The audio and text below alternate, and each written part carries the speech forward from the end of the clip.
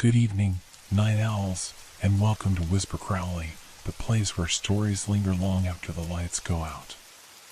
Tonight, we prepared chilling tales paired with the soothing sound of rain to ignite your imagination and make your heart race. If you feel the cold creeping in, tap that like button. It helps keep the shadows alive. Tell us in the comments where you're listening from or share the scariest moment that sent shivers down your spine. Don't forget to subscribe. You wouldn't want to miss what lurks in the darkness ahead.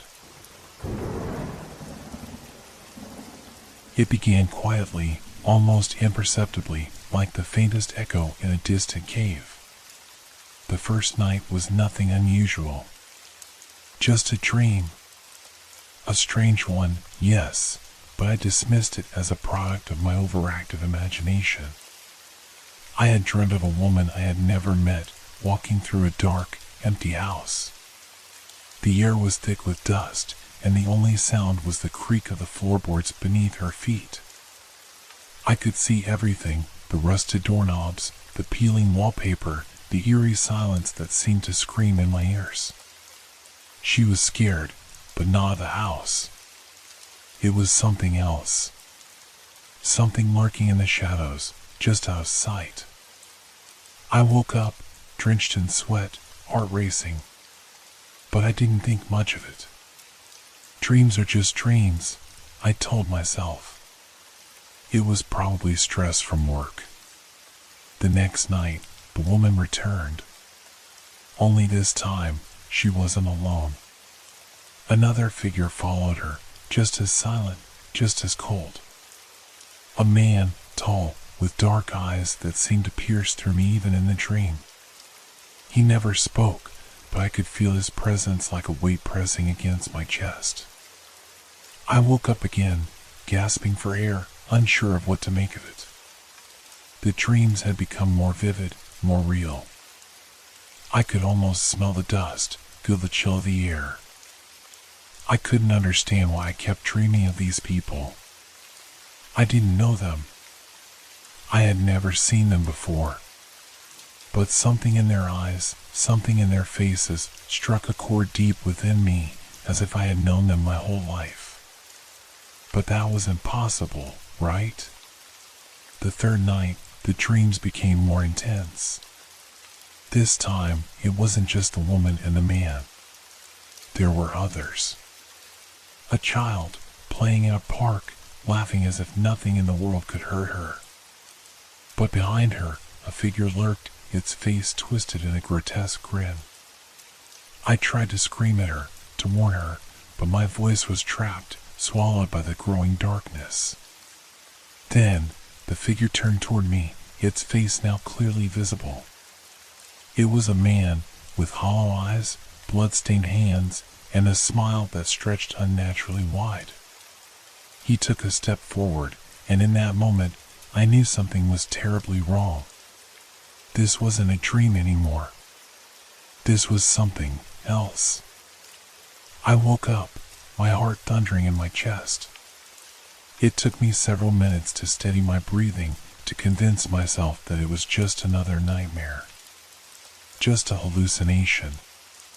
I tried to shake off the feeling, but something gnawed at me, a feeling that I couldn't shake, a deep-rooted fear that something terrible was coming. The next day, I couldn't concentrate. My mind kept drifting back to the dream, back to those people. It wasn't just the images that haunted me, but the feeling that they weren't just dreams. That they were real, somehow, and I was connected to them in a way I couldn't explain. As I went about my day, I couldn't help but notice things, little things, that started to feel off. A glance in the mirror when I passed a shop window, and for a split second, I swore I saw the same man from my dreams. His dark eyes, his hollow gaze, following me in the reflection. When I turned, he was gone. But the feeling lingered. I couldn't shake it. The woman from my dreams. The man with the hollow eyes. The child in the park. All of them felt too real, too present, as if they were waiting for me, as if they were calling me. That night, as I lay in bed, I couldn't help but wonder, what if they were real? What if these dreams were not just figments of my imagination, but glimpses into the lives of others, lives that were somehow connected to mine? What if I was seeing their stories, their pain, their fears, and it was all starting to converge on me? But that was ridiculous, right? Dreams couldn't be that real. They couldn't be that vivid. I tried to sleep, tried to close my eyes, but the darkness in my room felt suffocating. The air thickened, like something was pressing down on me, smothering me. And then, as I drifted off, I saw her again. The woman from my dreams. She was standing at the foot of my bed, her eyes wide with fear, her mouth moving as if she was trying to say something, but no words came out. Her hands reached toward me, trembling, and I could hear her voice in my mind, faint, desperate. "Help me." I sat up, heart racing, breath catching in my throat. The room was empty. No woman, no figure at the foot of my bed. Just the silence. But I knew something was terribly wrong. And then, the feeling of dread washed over me again. It wasn't just a nightmare. It wasn't just a bad dream. These were someone else's dreams. And they were real. The next night, I found myself standing at the edge of a dark, desolate road. I didn't know how I got there, but there I was. The same figures from my dreams, each one of them standing before me. The woman, the man, the child. They were looking at me, waiting for me. I could feel their fear, their desperation. And it was my own fear, too. They needed me. The night air was thick with a strange energy, something unnatural. And then, for the first time, I heard the sound, a faint whisper, just beyond my reach. "You're not supposed to be here." I wanted to run. I wanted to wake up. But I couldn't. The darkness was closing in, swallowing the light, and I was being pulled deeper into their world. Into their nightmares. And I realized then, this wasn't just about me anymore. It was about them. And it had always been about them. The world around me twisted and shifted, blurring at the edges. The street was no longer a street, it was a pathway that led deeper into the void. The figures that had once been distant, faded in my dreams, now loomed in front of me, close enough to touch. The woman's wide, terrified eyes seemed to pierce through the darkness, begging me for something I couldn't understand. The man, tall, unnerving, stood silently, as if observing my every movement, every breath. And the child, her small form trembling as she clutched something in her hands, looked to me as though I held the key to something she desperately needed. I felt a sudden rush of panic, my heart thudded against my ribcage. "What do you want from me?" I wanted to shout, but the words caught in my throat, choking me with their weight. The woman took a step forward, her mouth moving in a silent plea. But still, no sound came from her lips. The world around us was still. The air felt heavy with something unknown, something ancient, pressing down from above. I couldn't breathe. My vision blurred again, but it wasn't just the darkness closing in, it was the overwhelming presence of their emotions, fear, pain, loneliness, that began to bleed into me. I stumbled back, clutching my chest, gasping for air. I couldn't handle it. I could feel it. I could feel their suffering, their stories, washing over me like a tide I couldn't control. And then, the whisper again, louder this time, more distinct. "You're not supposed to be here." I turned around. Behind me, the shadowy road stretched out into nothingness. But there, on the horizon, a new figure appeared, distant, almost invisible at first, but it was coming closer. A man, tall and draped in shadow, his face hidden by a hood. His presence made the air grow colder, the darkness around us deepening. I couldn't make out his features, but I knew he wasn't like the others. He didn't belong. I wanted to run. I needed to get away from these strange people, from the suffocating weight of their presence, but I couldn't move. My legs felt like they were made of stone, frozen in place. The woman's eyes never left me, her silent plea still hanging in the air between us. The child took a hesitant step toward me, her hands trembling as she held out a small, withered object. A doll. Its eyes were too large, too hollow, its smile too wide, and the expression on its face was wrong. I wanted to turn away, but I couldn't. Something compelled me to reach out. I took the doll from her hands. The moment my fingers brushed against it, I felt a jolt, a surge of emotion, raw and frantic, flooding my mind. The memories of someone else's life exploded inside me. A mother, terrified, running through a house that wasn't hers. The sound of sirens, the screams of a child, her child, and a man's voice, distorted, calling out from the shadows. Get out of here. It's not safe for you. The words weren't mine, but I could hear them clearly, feel them, as though they were etched into my soul. They were desperate. They were real. I dropped the doll, stumbling backward, my head spinning. My heartbeat raced. The woman stepped forward, her eyes wide, pleading with me to understand, to see what I had just felt. The man in the shadows took another step forward. And this time, I could hear his voice, a low, raspy whisper that cut through the oppressive silence like a knife. You don't belong. You're too weak. You can't help them. I wanted to scream, to ask who he was, what he was, but no sound came from my mouth.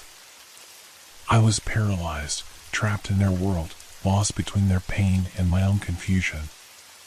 The figure in the hood stepped closer, his presence consuming everything around us.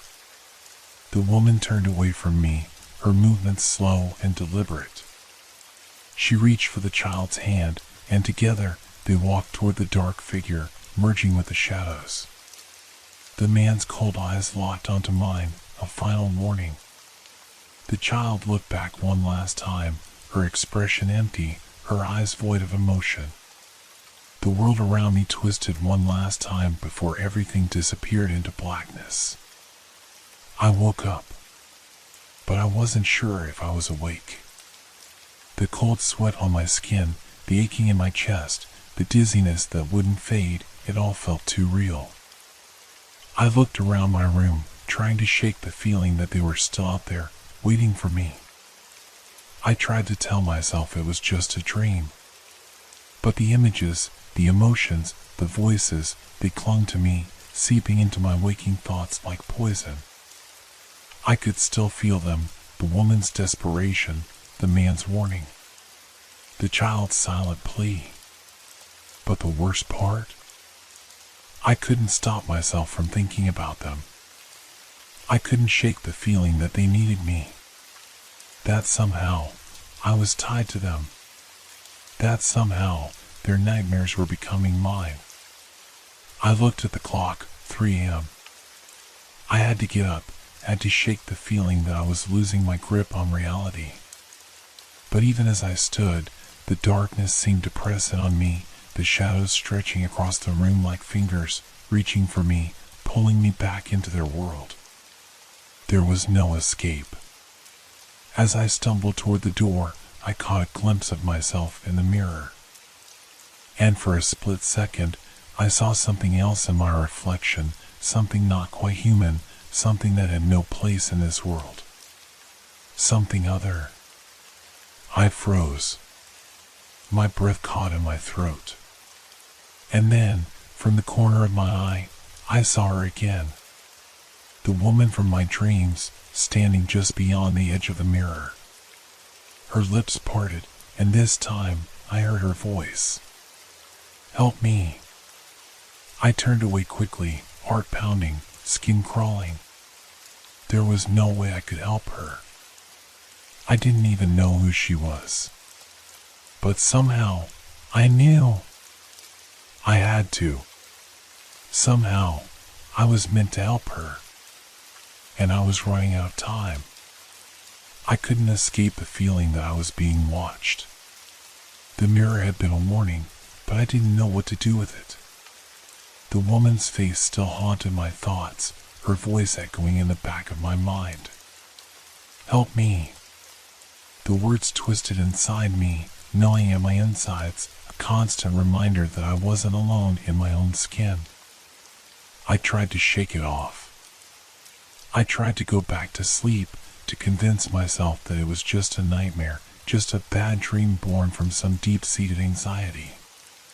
But every time I closed my eyes, the images returned. The woman's terror-filled eyes. The child's desperate silence. The man in the shadows, his cold, empty gaze. They all lingered just beneath the surface of my mind, waiting to resurface the moment I relaxed. I spent the next few days trying to ignore it. I threw myself into my work, kept myself busy with the little things, but it didn't help. The nightmares grew more vivid. I could no longer distinguish them from reality. I could feel their emotions as if they were my own, their fear, their confusion, their pain. The weight of their presence pressed down on me, suffocating me until I could hardly breathe.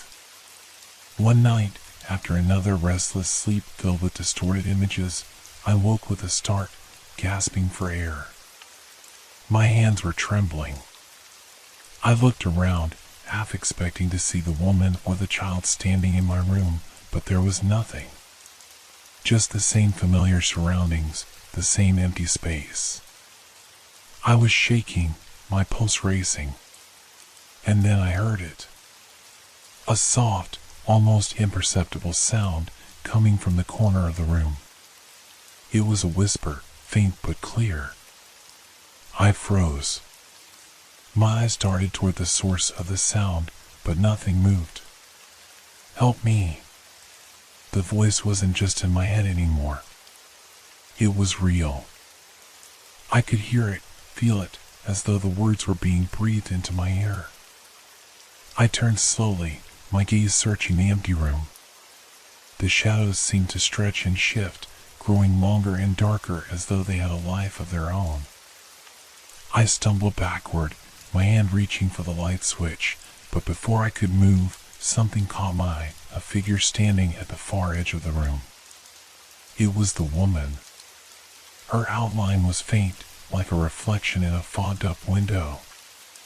Her face was blurry, but I could see the terror in her eyes, the silent plea that pierced through me. She was reaching for me, but the distance between us never seemed to close. "Please," her voice broke through the air, sharp and pained. I couldn't move. My body was frozen, my mind racing as I tried to make sense of what was happening. Was this real? Was this another dream? I couldn't tell anymore. The line between waking and sleeping had blurred. "Please, you have to help me," she repeated, her voice breaking, cracking with emotion. I opened my mouth to speak, to ask her what she wanted, but the words didn't come. It was as if my voice had been stolen, silenced by the weight of her despair. She reached out again, her hand stretching toward me, but then, like a flicker of static, she vanished into thin air. I collapsed to the floor, my breathing shallow and erratic. My mind raced, trying to process what had just happened. It felt like I was losing control, like the boundaries between my world and hers were crumbling. I could feel them inside my mind, pulling me deeper into their torment. Their pain was becoming mine. I knew I had to do something. I couldn't just sit there, paralyzed by fear. I needed answers. I needed to understand what was happening, why their dreams were becoming my reality. But where could I turn? Who could help me when I didn't even know what I was dealing with? That night, I couldn't sleep. Every time I closed my eyes, the darkness behind my eyelids became suffocating, pressing in on me from all sides. And with it came the whispers, the woman's desperate pleas, the man's chilling warnings, the child's silent cries. They were all there, as if they were trapped in my mind, clawing at the edges of my thoughts. I couldn't take it anymore. I had to find a way to stop this, to break free from whatever was happening to me. I thought back to my dream, to the figures that had appeared. There was one thing I hadn't noticed before, the man in the shadows. His warning. He had said, "You're too weak. You can't help them." But what did he mean by that? Who was he? And why did he seem so familiar? I had to find out. I needed to know the truth, no matter how terrifying it might be. The figures in my dreams, they were real. I knew that now.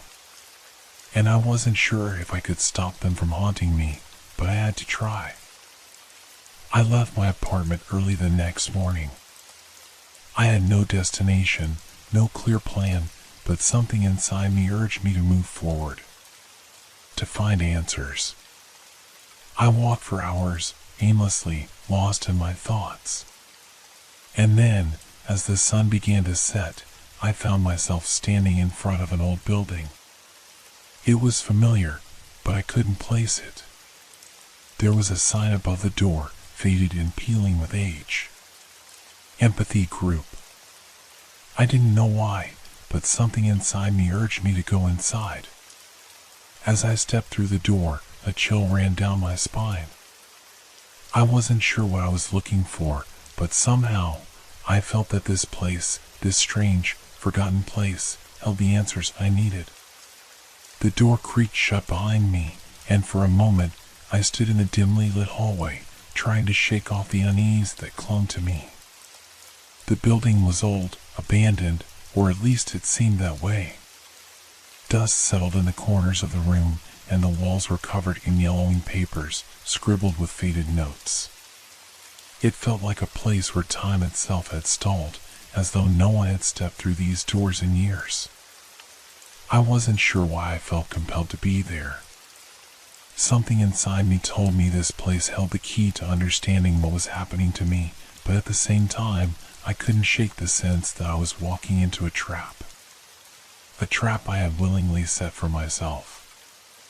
I moved forward cautiously, the sound of my footsteps echoing off the walls. The deeper I went into the building, the stronger the feeling became that I wasn't alone. The air was thick, heavy, and every now and then, I caught glimpses of shadowy figures moving just beyond my line of sight. I tried to brush it off as my mind playing tricks on me, but I couldn't ignore the gnawing sense of dread in my gut. At the end of the hall, there was a small office. The door was cracked open, and I could see a faint light spilling from inside. I hesitated for a moment, then pushed it open and stepped inside. The room was sparse. A single desk sat against the wall, cluttered with papers, old books, and a half-empty cup of coffee. There was a chair behind the desk, and in it sat a woman, her back turned to me. She appeared to be reading something, her attention focused entirely on the papers before her. I cleared my throat, but she didn't seem to notice. I took another step forward.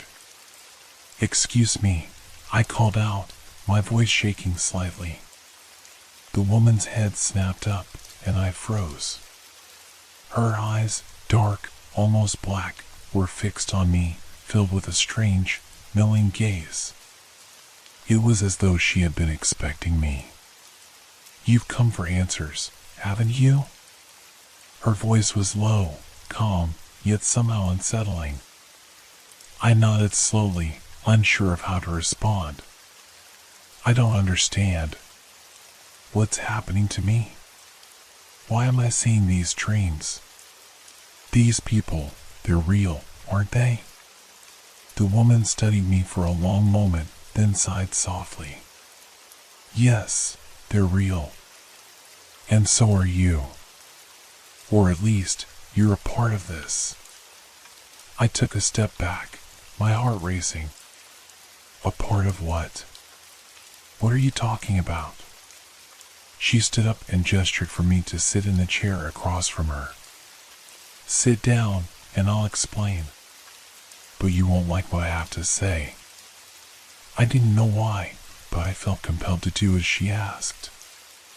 I sank into the chair, my mind reeling with questions. The woman walked around the desk and sat on the other side, folding her hands together. She studied me for a moment, as if deciding how best to explain what I had stumbled into. You're not the first, she began, her tone soft but serious. There have been others like you, people who experience the dreams. People who see the lives of others, people they've never met, but whose pain and suffering become their own. It's not a gift, it's a curse. Why me? I whispered. Why am I seeing these people? What do they want from me? The woman's eyes darkened, and she leaned forward slightly, her voice dropping to a whisper. They don't want anything from you. They need you. You've become a conduit for their pain, their fear, their memories. They're trapped, and they've found a way to reach you, to make you feel what they've felt. A chill ran down my spine as her words settled in. Trapped? What do you mean, trapped? The woman hesitated, as though unsure how much to reveal. They are not of this world, not entirely. They exist in a space between life and death, stuck in a limbo, unable to move on. And you, with your strange sensitivity to emotions, have become a vessel for their unresolved grief. I felt my stomach churn. It was like a nightmare come to life. How do I stop it? I asked, my voice barely audible. The woman looked at me with pity in her eyes. You can't stop it. Not completely. But there is a way to sever the connection. It won't be easy, and it won't be painless. But if you want to rid yourself of their presence, you must face them. All of them. Confront the source of their torment. I stood up abruptly, the room spinning around me. What do you mean, face them? How? She stood as well, her eyes locked onto mine. There's a place. A place where the boundaries between worlds are thinner. It's where they are trapped. If you go there, if you confront them, you can break the connection. But it's dangerous. No one has ever returned the same. My head was spinning. I had been hoping for some simple answer, some way to end the nightmares. But now I was faced with an impossible choice: confront the source of these dreams and risk losing myself in the process, or continue to suffer, slowly unraveling as their pain consumed me. Where is this place? I asked, my voice trembling. The woman looked away for a moment, as if struggling with the weight of what she was about to say. It's not far. But it's not a place you can find on a map. You'll know when you're close. You'll feel it. I stared at her, my mind reeling. I had to make a decision. I had to do something. I couldn't live like this, haunted by their dreams, their suffering. I'll go, I said, my voice steady despite the storm of fear brewing inside me. I'll find this place. I'll face them. The woman's expression softened, but there was a sadness in her eyes. Be careful. It's not just the dreams that are dangerous. It's what lies beyond them. the things that are waiting for you. I nodded, though I wasn't sure if I truly understood what I was about to face. I turned and walked out of the room, my mind set on the path ahead, though I had no idea where it would lead me. The journey to the place the woman spoke of wasn't easy. It wasn't supposed to be. I had no map, no clear directions, just an unsettling feeling deep in my gut that told me I was getting closer with every step I took. I couldn't tell if it was the place that was drawing me in or if it was something inside me, a pull that had been there all along, something I couldn't ignore even if I tried. Days passed, and I found myself walking through strange, desolate landscapes. The world around me seemed to blur between the familiar and the unreal. Streets I knew from home stretched out endlessly, but with an unnatural twist, as if they led into a world that didn't belong to this one. The air felt thick, oppressive, like every breath I took was weighed down by an invisible force. The people I encountered on the way appeared strange, almost ghostly, their faces blank, as if they were unaware of the world around them. I couldn't tell if they were real or if they were just figments of my fractured mind. At night, the dreams were worse. The woman's voice still echoed in my mind. "Please help me. You have to help me." The faces of the people from my dreams were clearer now, their features more defined, their emotions sharper. Every time I closed my eyes, I felt them, felt their pain, their terror, their desperation. They were real, and they were becoming a part of me. The connection was growing stronger, as if their souls were bleeding into mine. I couldn't stop it. I didn't know how, but I had to keep going. I had no choice. Something in me, maybe a sense of responsibility, maybe just sheer desperation, told me that if I didn't confront whatever this was, it would consume me entirely. After what felt like an eternity of wandering, I finally reached the place. It was a small, run-down building, barely standing, hidden in the middle of nowhere. The air around it was thick with an unnatural stillness, the kind of silence that presses against your eardrums, making you feel like you're on the edge of hearing something terrible. There were no lights, no signs of life. It felt wrong, like I had stepped into a place forgotten by time and reality itself. I hesitated before stepping inside, the door creaking open with a sound that seemed to echo into eternity. The room beyond was dim, filled with shadows that stretched unnaturally long, as though they were waiting for something. I took a deep breath, my heart pounding in my chest, and stepped across the threshold. As I did, the air grew colder, and the door slammed shut behind me with a force that made the walls shake. The light dimmed even further, plunging me into a twilight-like haze. I couldn't see anything clearly, only shadows moving just out of reach of my sight, too fast to be fully visible. And then, I heard them. The whispers. The same voices from my dreams. They were all around me, their words indistinct at first, but slowly growing clearer, like a wave of sound rising from the depths of an ocean. "Help me. Please, don't leave me. You have to save us." I closed my eyes, trying to block out the noise, but it was impossible. Their voices, their pain, it was all consuming, filling my mind until there was no room for anything else. I had to find them. I had to understand why they were here, why they were calling to me. There had to be an answer somewhere in this place that didn't seem to belong to the real world.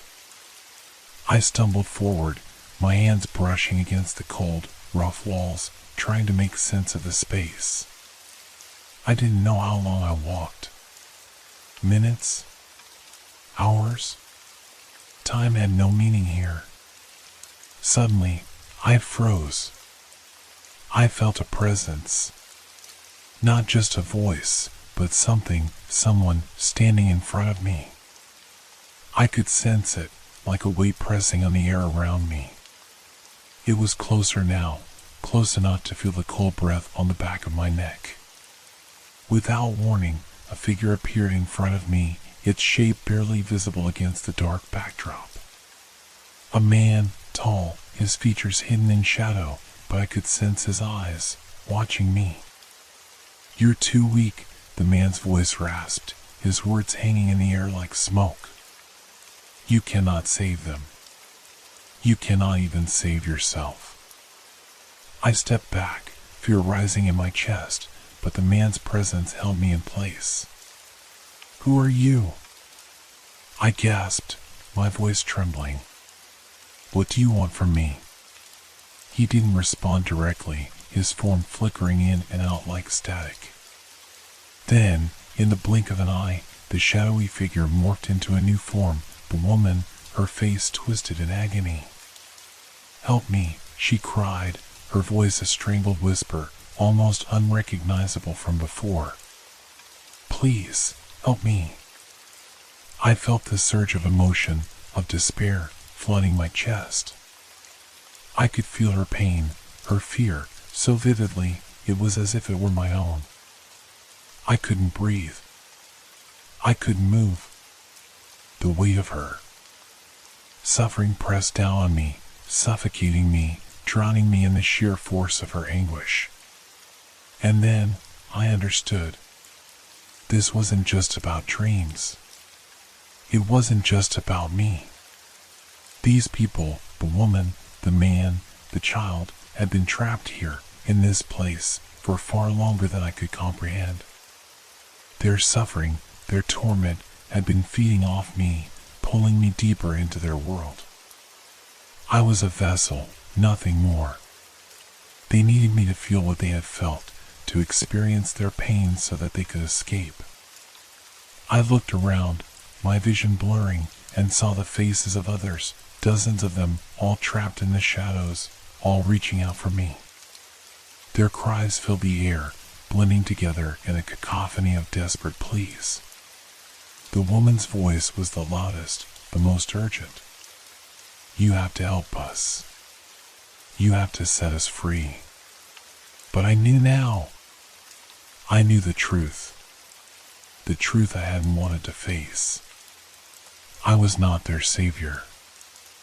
I was just another prisoner, bound to this place, just as they were. There was no escape. There was only the endless cycle of their pain echoing through eternity, and I was the one who had become their prison. I couldn't help them. I couldn't save them. And I couldn't save myself. As the last whispers of their voices faded into the darkness, I understood. This place, this nightmare, it was never meant to end. It would never end. And neither would I. I never expected to meet a man like him. It was just a random encounter, or so I thought at first, in a dimly lit antique shop tucked away on a forgotten street in the city. I was passing through the area, trying to clear my mind, when something about the shop caught my eye. The sign was faded, but the word antiques glowed faintly in the twilight. I stepped inside, the doorbell chiming with a sound that seemed almost too loud in the quiet. The air inside was thick with dust and the smell of old wood, leather, and something else, something musty, like a place long untouched by the outside world. The shelves were cluttered with all sorts of items, tarnished silver, faded paintings, ancient books, and odd trinkets from another time. But what caught my attention immediately were the photographs.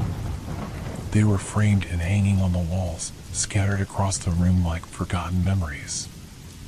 Each one was a portrait of a person, their faces blurry, their eyes hollow and distant. The strangest part was the dates. Each photograph had a date scribbled on the back, some from decades ago, others from mere weeks past. But what made them all unsettling was that each person in the photographs was missing, disappeared without a trace. I stepped closer to one of the frames, my fingers hovering over the glass. The picture showed a young woman, her eyes wide with fear, as though she knew what was coming. The date on the back read August 23rd, 1987. And under it, in small, precise handwriting, she was never seen again. I wasn't sure why, but I felt drawn to the picture, as if it held some kind of secret, some truth that I was supposed to understand. But before I could take a closer look, I heard a soft voice behind me. "You find something interesting?" I turned, startled. The man who spoke was standing near the back of the shop, just out of the light. He was tall, thin, with pale skin that seemed to reflect the faint glow of the lamps. His features were sharp, almost too sharp, like they were carved out of stone. His clothes were old-fashioned, a long coat and a vest, but they were well maintained, as if he cared deeply for his appearance. I was just looking at these photos," I said, my voice hesitant. "Why are they all missing?" The man stepped closer, his eyes glinting with an unreadable emotion. "Ah," he said, almost to himself. "You've noticed, then. A curious thing, isn't it?" I nodded, though something in his tone made me uneasy. He wasn't answering my question, not directly, but he seemed pleased that I was asking. "These," he said, gesturing to the photographs with a faint wave of his hand, "are part of my collection. Each one tells a story that doesn't quite end the way we expect it to. A story that leads into, well, the unknown." I frowned, my curiosity growing, though the words he used only made me more uncomfortable. "A collection? What do you mean by that?" He smiled, but it was a cold, calculated smile. "I collect the things that are left behind when people vanish. The objects, the photographs, the memories. Pieces of lives that no longer exist." My stomach twisted. "That's disturbing." "Why?" The man's smile didn't falter. He took a step forward, his movements slow and deliberate, as if he was carefully considering each step. "Because, my dear friend, the things people leave behind are more telling than they realize. Objects carry the echoes of their owners, their lives, their fates." I felt a chill run down my spine as his words sank in. Something about him, his calm demeanor, the way he spoke, made everything in the room feel more sinister than it should have been. It was just a shop, just a collection of antiques. Or was it?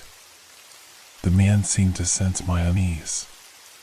He tilted his head slightly, as if studying me. "I know it's unsettling, but you'll understand soon enough. Everyone who comes into contact with these things does. They can't help it." His eyes gleamed with a knowing look, as if he were offering me some sort of warning. "Would you like to see the rest of my collection?" I wasn't sure why I agreed, but I found myself nodding. Maybe it was the curiosity, maybe it was the strange pull I felt toward the man and his collection. I didn't know, but I followed him as he led me deeper into the shop, past shelves stacked with more faded items, more forgotten relics. We reached the back room, a small, cramped space filled with even more photographs, old letters, strange objects, some things I couldn't quite place. In the center of the room was a large wooden cabinet, its doors closed tightly. "This," he said, his voice lowering, "is the centerpiece of my collection. Everything in here has a story. A story that ends with someone disappearing. And if you're truly interested, you'll want to know what happened to them." I stared at the cabinet, a feeling of dread settling in the pit of my stomach. There was something about it, something wrong. "I don't think I want to know," I muttered, but it was too late. The man was already reaching for the cabinet door. The hinges creaked as he slowly opened it, revealing a collection of old, worn objects, watches, rings, and wallets, things that looked like they had once been loved, now left behind, just like the people in the photographs. But it wasn't the objects that caught my attention. It was the faces. On the inside of the cabinet door, carefully arranged, were photographs, faces I recognized. Faces of people I had known, some of them close to me. They were all there, staring at me from the cabinet door, their eyes filled with the same hollow, vacant expression as the others in the shop. I stepped back, my heart racing. What is this? My voice was shaky now, my earlier curiosity replaced with a rising panic. The man smiled again, but this time it was colder, more satisfied. This, my friend, is the part of the collection I hold most dear. The faces that come to me on their own, uninvited. The ones who are already part of the collection, whether they realize it or not. I froze, my breath catching in my throat as the pieces started to fall into place. These weren't just photographs. They weren't just memories. They were a warning. And somehow, I had become part of the collection too. I need to leave, I whispered, backing toward the door. But before I could turn, the man's voice stopped me. You already have, my friend, he said softly. You're already here. And soon, you'll become a part of the collection too. I felt a cold, icy grip on my chest as his words sank in. There was no way out. The door behind me was locked, the shop was silent, and the photographs, the faces, kept staring, waiting.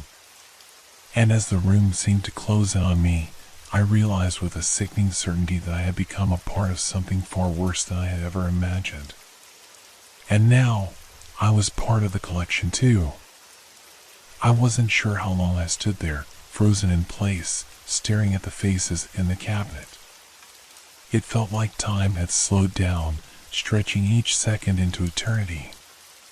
The man, the collector, watched me silently, his cold smile never wavering.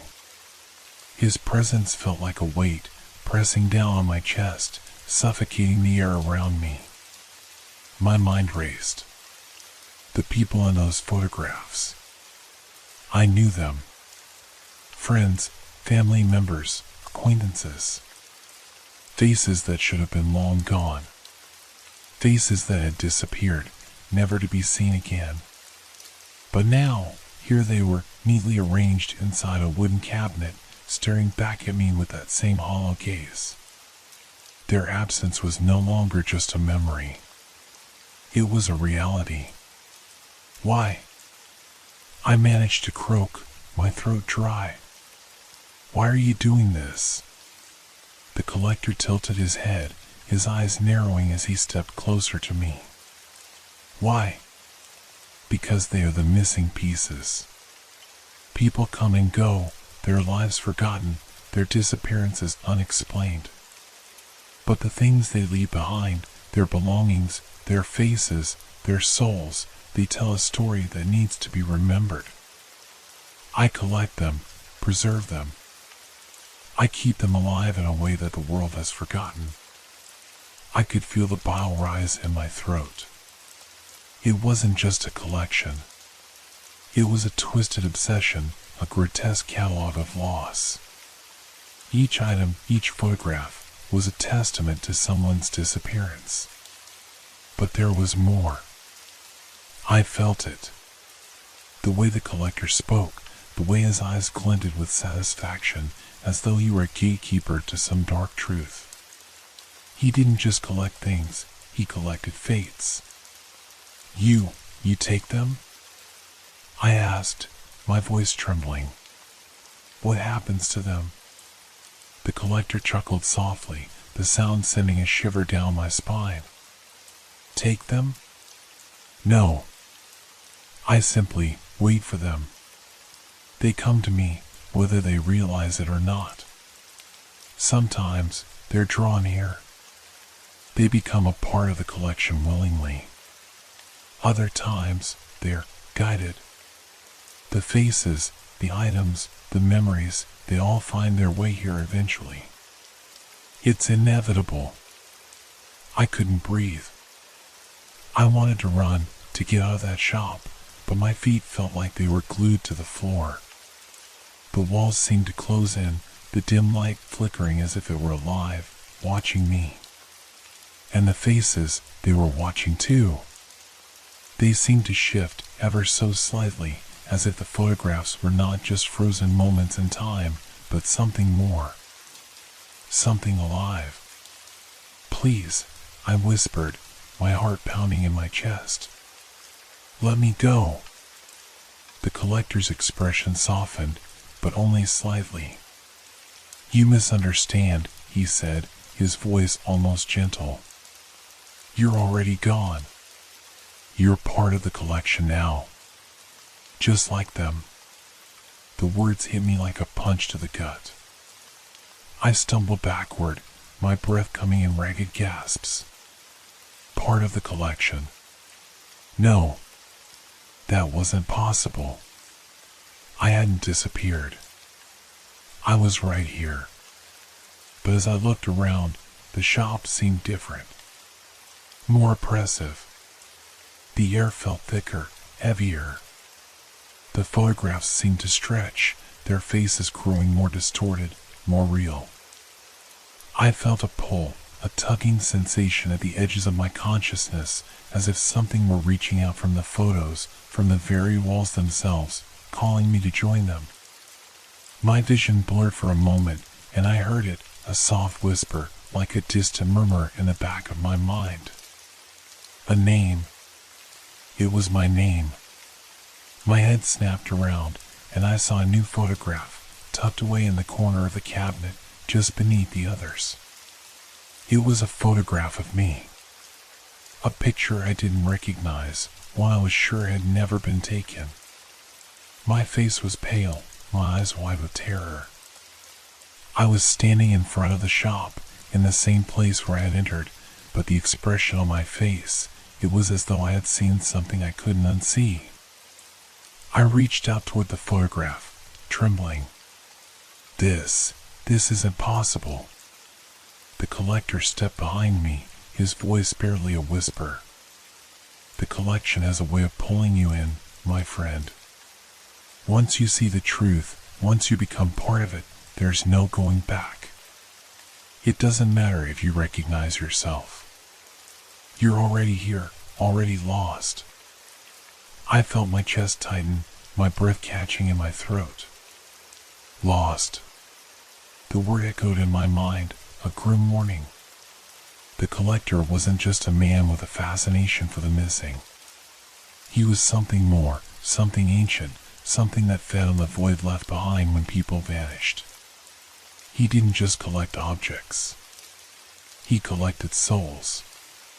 The realization hit me with full force. I wasn't going to leave this place. Not unless the collector allowed it. But I could feel something stirring within me, a deep, primal fear that urged me to fight. I had to get out. I had to escape. But then, as if on cue, the door to the shop slammed shut with a deafening bang. The sound reverberated through the room, the walls shaking as if they had been disturbed by something far greater than the simple act of closing a door. The light flickered wildly, casting eerie shadows across the shelves. And then I heard it, a low, guttural growl, a sound that seemed to come from the very depths of the shop itself. I turned to look at the collector, but he was no longer standing where he had been. In his place, a shadow, a dark, shifting shape, began to form, its edges jagged and undefined, like something that couldn't quite hold its shape. The air grew colder, the whispering voices louder, filling my ears with a maddening cacophony of cries, of names. The collector's voice floated toward me from somewhere in the dark. You thought you could escape? You thought you could leave once you've seen the collection? You're wrong. The collection never lets go. It never forgets. I felt a cold hand grip my shoulder, but when I spun around, no one was there. The shadows pressed in on me, suffocating me, and the faces in the photographs seemed to stare at me with accusing eyes. I was part of it now, and there was no escape. I heard a faint click, and in the darkness, I saw the cabinet door slowly creak open, revealing the empty space inside. The faces in the photographs, the ones I knew, were now gone, and I was left staring at a new photograph. One with my face. The last thing I remembered before everything went black was the sound of the collector's laughter echoing through the shop. And as my vision faded, I realized with a sinking feeling that the collection had claimed me. I was no longer a visitor. I was part of the collection too, and there was no going back. I awoke with a jolt, my body thrashing against an unfamiliar surface. My hands reached out, but instead of cold wood or smooth tile, they grazed something soft, like fabric, almost velvet. I sat up, gasping for air, my heart pounding in my chest. The air around me was thick, heavy with an oppressive stillness, like the moment before a storm. It took me a moment to focus. I was no longer in the shop. I was in a room, a large, dimly lit space that felt as though it had no end. The walls were lined with shelves, filled with more photographs. Each one seemed to glow faintly, their edges flickering like the embers of a dying fire. I felt a chill sweep through me as I realized that these weren't just photographs, they were moving. The faces in the frames twitched, their eyes darting from side to side, following my every move. But it was more than that. I could feel them, all of them. Their pain, their fear, their longing. I could sense them, as though they were somehow connected to me, as though we were all part of the same thing. I stood, my legs trembling beneath me, and I took a tentative step forward. The room stretched endlessly before me, the shelves seemingly growing taller and deeper with each passing second. The photographs shifted with my movement, their eyes locking onto me in unison. A sound, a soft, haunting whisper, began to fill the space around me, growing louder with every step I took. The voices. They were coming from the photographs. They weren't just memories, they were alive. Each face, each expression, was calling out to me, begging me to understand. But what? What was I supposed to understand? What had I become? I turned, my eyes darting around the room, desperately searching for an escape. But there was nothing. The door I had entered through was gone. There were no windows, no signs of anything that could lead me back to the world I once knew. I was trapped in this place, this collection. And then I heard it, a low chuckle, soft but unmistakable, reverberating through the walls. The collector. "Ah, you're awake," his voice echoed through the vast room, sending a shiver down my spine. I was wondering how long it would take. "You're adjusting, aren't you?" I spun around, but there was no one there. The room was empty. The shelves, the photographs, they were all I could see. But I could feel him, his presence lurking just beyond my sight. "You were always meant to be here," the voice continued, now closer, as if the collector were speaking directly into my mind. "I knew the moment I saw you that you were a special addition to the collection. And now that you're here, it's only a matter of time before you understand. Before you become." I felt my blood run cold. The words twisted inside my head, seeping into my thoughts. Become what? I whispered, my voice barely audible. The voice paused, and for a moment there was silence. Then, with chilling certainty, the collector replied, "A part of the collection. Just like the others. A memory, frozen in time. You'll never leave. You'll never be forgotten." I felt the weight of those words settle into my bones. The collector wasn't just a man. He wasn't even a person. He was something more, something ancient, something that existed beyond the boundaries of time and space. He collected souls, not just memories. He preserved them, trapped them in this twisted museum of lost lives. I stepped back, my breath catching in my throat as the photographs seemed to shift, their eyes growing darker, their faces more distorted. The room was closing in on me, the walls narrowing, pressing me in, suffocating me. The whispers grew louder, more frantic. I couldn't tell where they were coming from. Everything was a blur. The photographs were no longer just faces. They were alive. They were watching me, reaching for me with invisible hands, their silent screams echoing in my mind. And then, as if I were drowning in their voices, I saw something new. A photograph at the far end of the room, one I hadn't noticed before. It wasn't like the others. It wasn't just a face. It was a scene. I took a step closer, my legs shaking, my heart racing. The photograph was of a street, a familiar street. My street. My home. But in the image, I saw myself. I was standing there, in the exact same spot I had been before, but this time, I wasn't alone. Surrounding me were other figures, blurred, shadowy shapes that seemed to be pulling me toward them, as though they were waiting for me. The collector's voice rang out, his words thick with amusement. "Ah, there you are. Don't you see? You're not just a part of the collection now. You are the collection. You've already become one with it. You always were." I took a deep breath, trying to steady myself, but it was useless. The photograph before me, it wasn't just an image. It was a doorway. The shadows were alive. They were reaching for me, pulling me in. I turned away, desperate to escape, but the room was spinning. The shelves, the photographs, the walls, they were all closing in, narrowing around me until I could see nothing but the dark, shifting faces of the lost. My heart pounded in my chest, and I felt a cold, unrelenting force pull at me, tugging me toward the photograph. "No!" I screamed, struggling against the unseen hands that gripped me, dragging me closer and closer to the edge of the frame. But it was too late.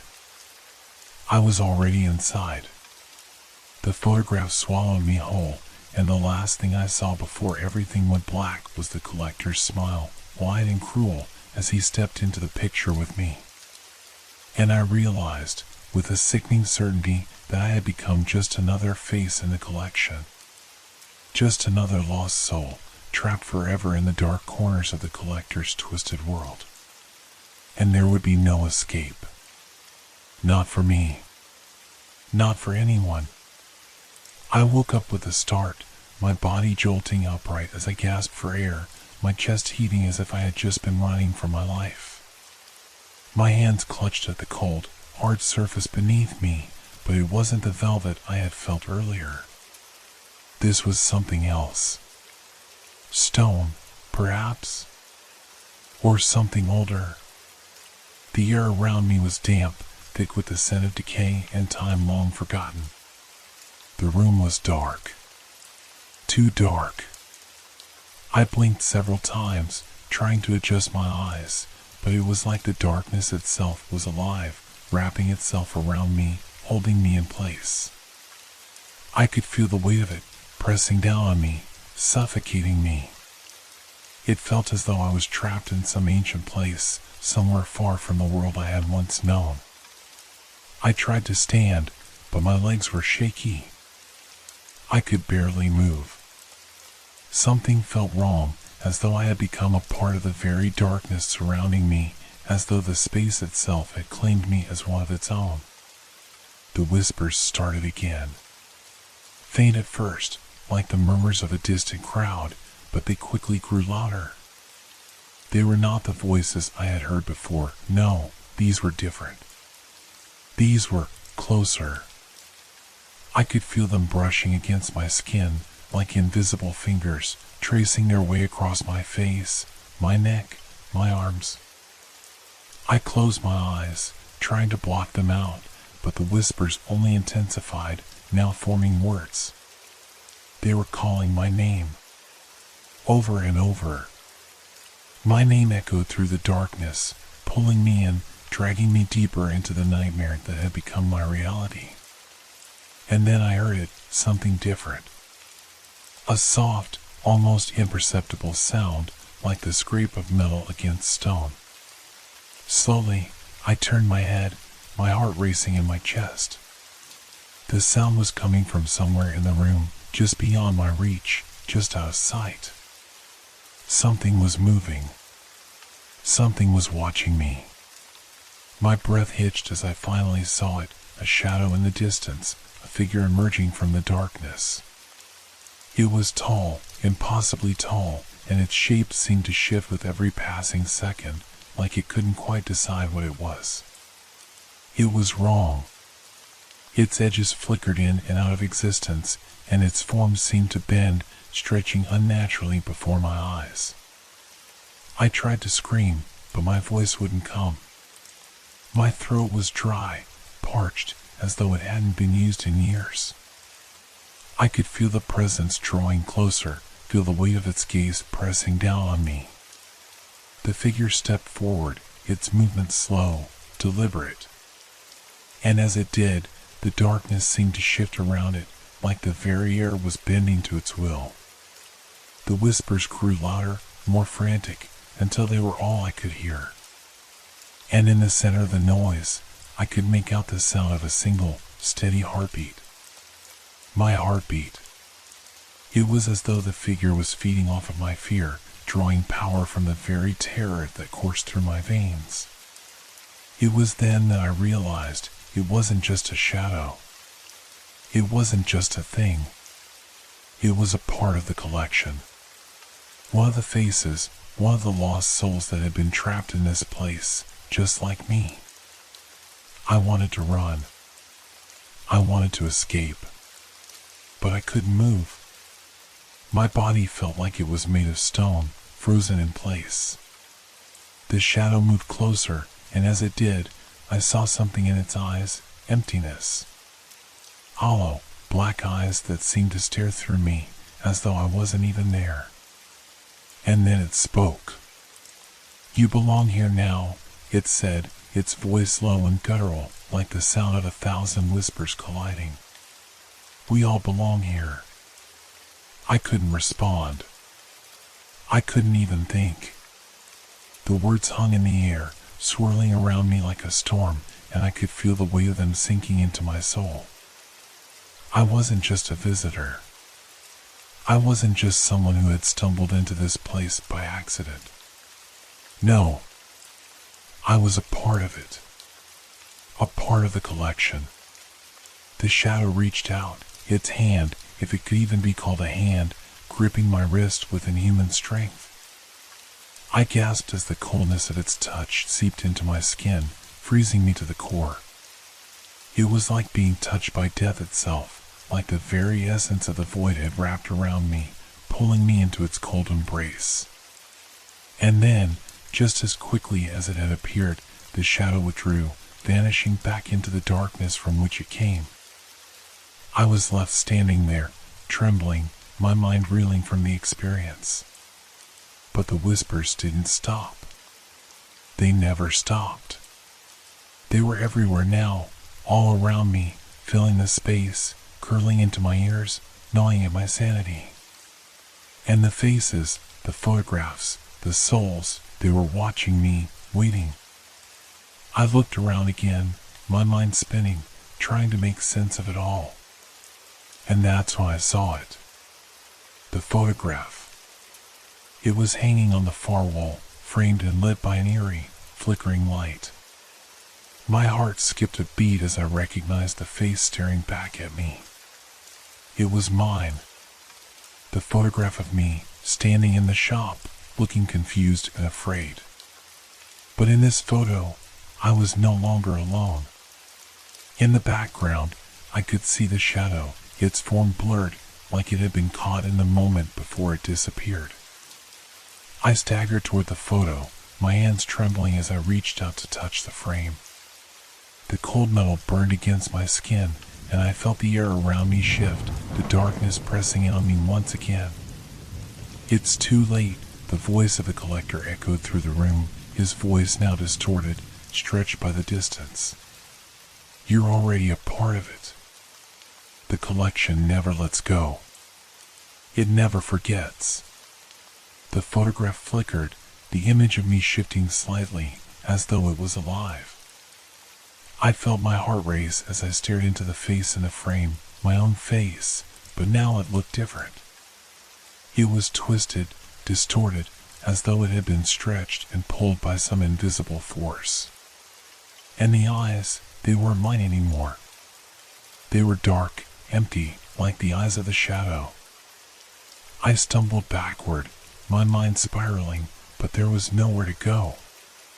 The walls were closing in, the room growing darker, the photographs shifting and warping.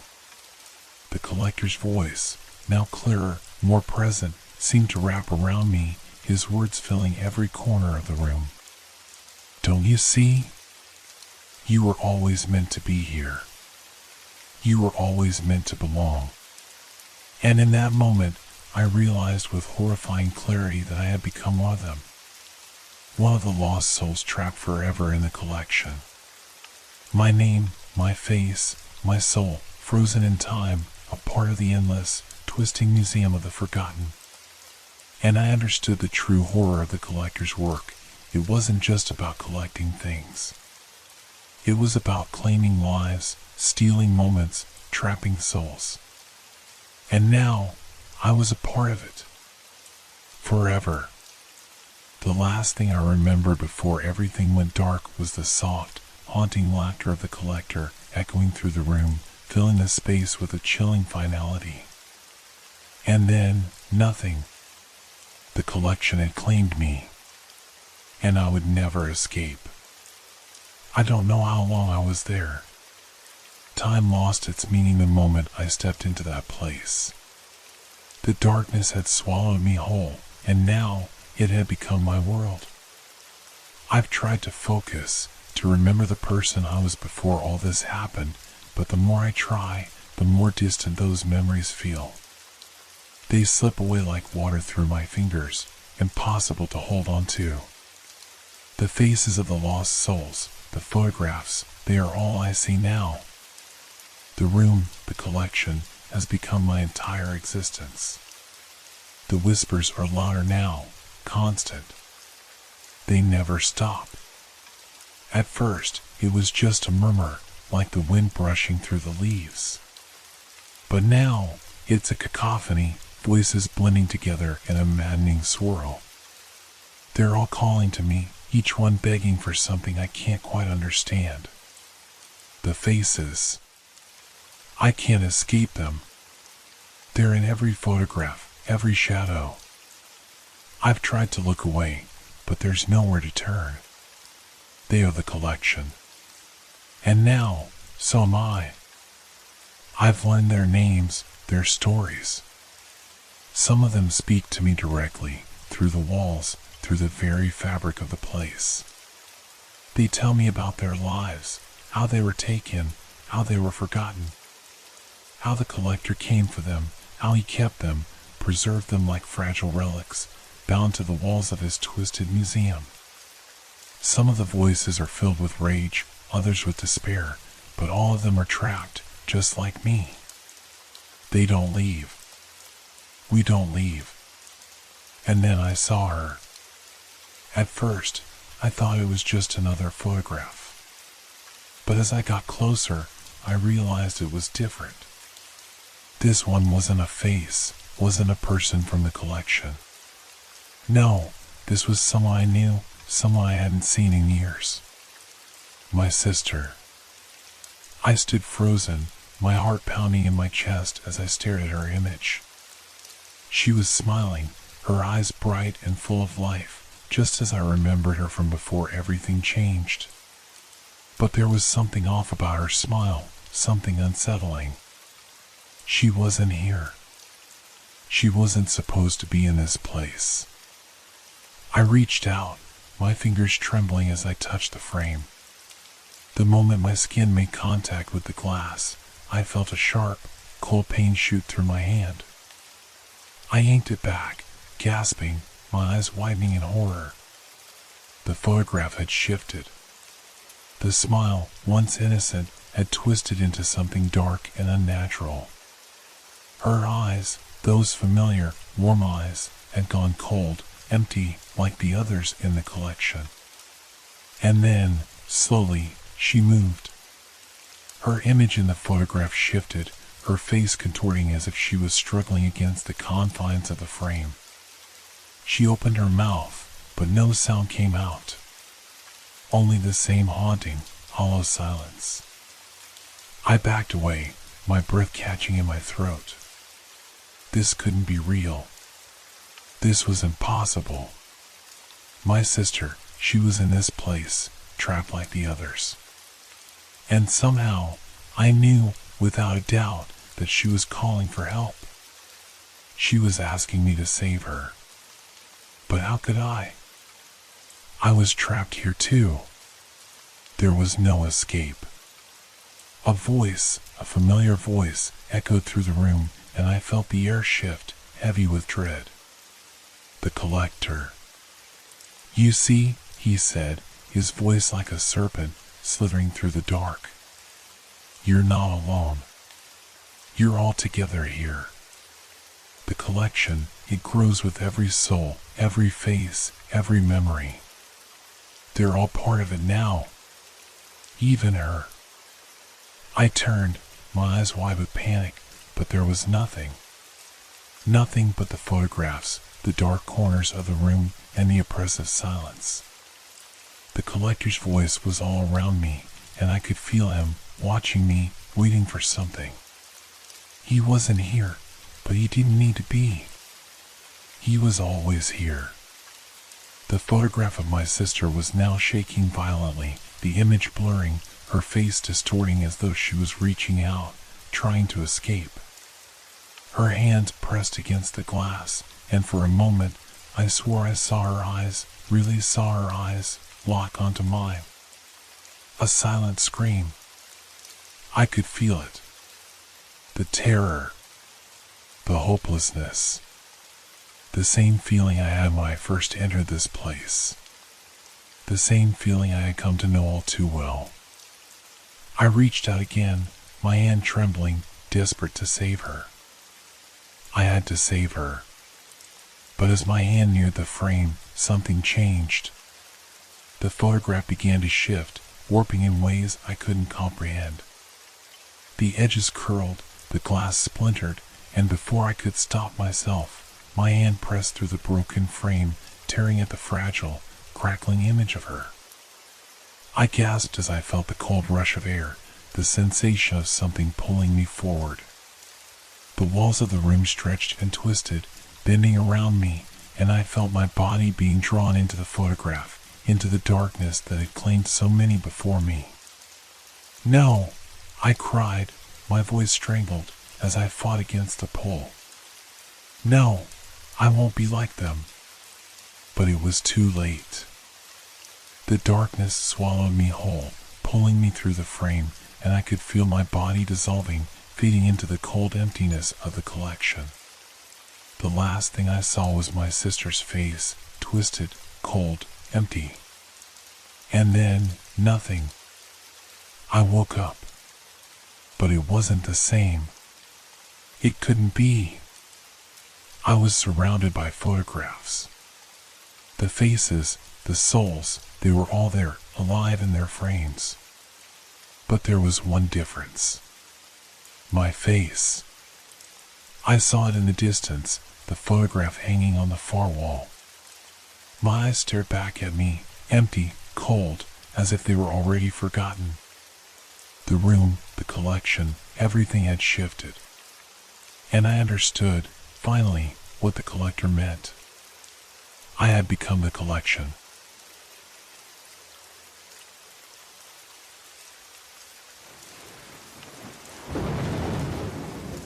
I had never been fond of taking taxis at night. There was something about the isolation of the ride, the emptiness of the streets, and the unknown driver that always left a cold feeling in the pit of my stomach. But tonight, I had no choice. My phone's battery had died, and I was stranded in a part of the city I wasn't familiar with, far from the usual crowds of late-night revelers and noise. The streets were quiet, too quiet, and the air had a strange chill to it. I opened the ride-hailing app on my phone, trying to ignore the gnawing discomfort that had settled in. The request for a taxi went through without issue, and within moments, a message popped up, "Taxi on the way. ETA, 5 minutes." Relief washed over me, but it was fleeting as I found myself glancing nervously at the dark alleyways surrounding me. There was no one else around, just me and the occasional flicker of a street lamp. I pulled my coat tighter around my body, shifting uneasily from one foot to the other. The silence was oppressive, and I couldn't shake the feeling that I wasn't alone, even though I couldn't see anyone. My eyes kept darting from one shadow to the next, looking for any movement, but all I saw was darkness. A few minutes later, I heard the unmistakable sound of a car engine approaching. I looked up, and sure enough, a black sedan turned the corner, slowly making its way toward me. The headlights cut through the foggy night, and the vehicle came to a stop right in front of me. The passenger side window rolled down, and I could just make out the silhouette of the driver. He didn't say anything, just stared at me for a moment. I hesitated, then opened the door and slid into the back seat. The interior of the taxi was dimly lit, the faint glow of the dashboard lights casting strange shadows across the seats. There was a smell in the air, something faintly metallic, but I couldn't place it. The driver didn't acknowledge me, and the silence hung heavily between us as the car pulled away. I gave him my destination, an address just a few miles away. He nodded once, but still didn't speak. As we drove through the empty streets, I tried to relax, but something felt off. The quiet was unnerving, and I found myself glancing at the driver in the rearview mirror, trying to catch a glimpse of his face. His features were obscured by the shadow of his cap, and I couldn't make out anything beyond his silhouette. I began to feel the unease creeping in again. Something about him didn't sit right. I couldn't put my finger on it. Maybe it was the way he moved, so unnaturally still, or the strange rhythm of his breathing. Every time I glanced at the rearview mirror, his eyes seemed to be watching me, though I never saw them directly. They were always hidden in shadow, never catching the light. I shifted in my seat, feeling the sudden weight of the tension in the air. The car turned down a dark street, and the hairs on the back of my neck stood up. There was something about this street, it looked so unfamiliar, the buildings hunched and dark, as if they were hiding secrets. I turned to the driver, my voice shaking a little. "Are you sure you're going the right way?" I asked, trying to sound calm. He didn't respond. His hands remained firmly on the steering wheel, his fingers stiff, unmoving. He didn't even glance in my direction. That's when I noticed something even stranger. The car was moving too smoothly, the engine too quiet. It didn't feel like a regular car. The tires didn't even seem to make a sound against the road, and the air outside had become oddly still, as if the night itself had been swallowed up by some deep, unnatural silence. The driver didn't turn, didn't respond to my question, but his posture had changed. He was sitting up straighter, his shoulders rigid. I tried to shake the feeling, but it lingered, growing stronger with every passing second. There was something wrong with the air in here, something wrong with him. I was about to ask him to stop when the lights on the dashboard flickered for a moment and the car jerked slightly as though something had disturbed the engine's smooth hum. My breath caught in my throat, and I turned to look at the driver. This time, I could see his face. Or, rather, what should have been his face. There was a smooth, featureless surface where his face should have been, like an unbroken mask.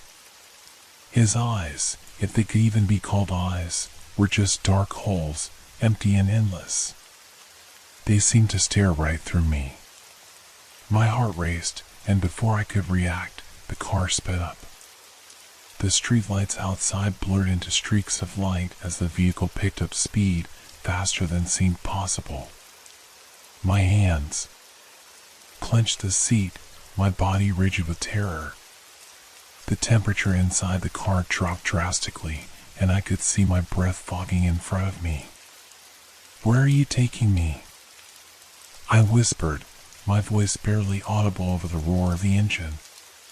The driver did not answer, but I could feel the sinister presence of whatever this being was. The air itself seemed thick with its malevolent energy. I was no longer in control of my fate.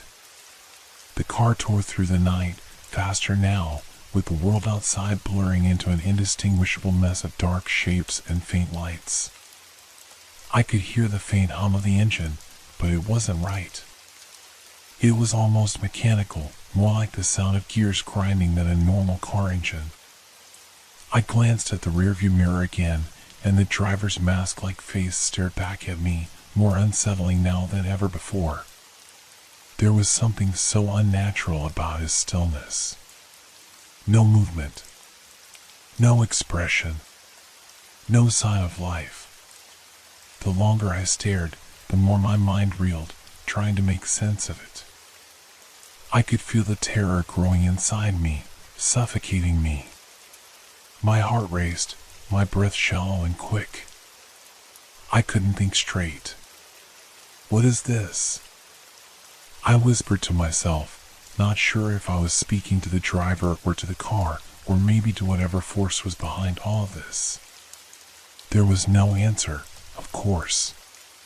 Just the oppressive silence, broken only by the sound of the tires gliding effortlessly over the pavement. It was as if the car wasn't even touching the road. It was floating, gliding on some unseen force. My chest tightened, and I fought the urge to scream. I pressed myself back into the seat, my hands gripping the sides, my eyes darting around the interior of the car. There was nothing. No sign of life. No sign of humanity. Just the faint glow of the dashboard lights, the steady rhythm of the engine, and that cold, unblinking stare from the driver. I turned back to the road, looking for any sign of familiarity, but it was all unfamiliar. The streets were deserted. The buildings loomed in the darkness like hollow, empty shells, their windows staring back at me like dead eyes. No cars. No people. Just the quiet rush of the car as it moved forward. I wanted to scream. I wanted to demand answers. But I couldn't bring myself to. Every time I opened my mouth, the words felt foreign, lost in the air. It was as though the world around me was collapsing, leaving me trapped in this suffocating bubble of unnatural silence. Minutes stretched into hours, or maybe it was just seconds. Time didn't seem to exist here anymore. It was all so disorienting. The car didn't seem to be following any real path, no streets, no signs, no landmarks. Just endless stretches of empty road leading into an abyss. I couldn't remember the last time I'd felt so completely isolated. The weight of it pressed down on me, and I started to panic. My thoughts began to spiral out of control, each one more frantic than the last. What if this was it? What if I wasn't going home? What if I was never going to see anything familiar again? The thought hit me suddenly. What if I never asked for a ride at all? What if this was some twisted trick of my mind? The moment I had pressed the button to hail the taxi, had I unknowingly sealed my own fate? I tried to calm myself, taking deep breaths, but it didn't help. I couldn't shake the feeling that I wasn't in control. That something far worse than I could comprehend was at play. I reached for my phone, desperate to call someone, to make sure I wasn't imagining all of this. But as my hand reached out, the screen flickered and went dark. The battery was dead. No. I had just charged it before leaving. It couldn't be dead. I slammed my hand against the window in frustration, only to see something even more disturbing. Outside, through the fogged-up glass, a shadow slithered across the street. It wasn't human. It wasn't even animal. It was something unnatural.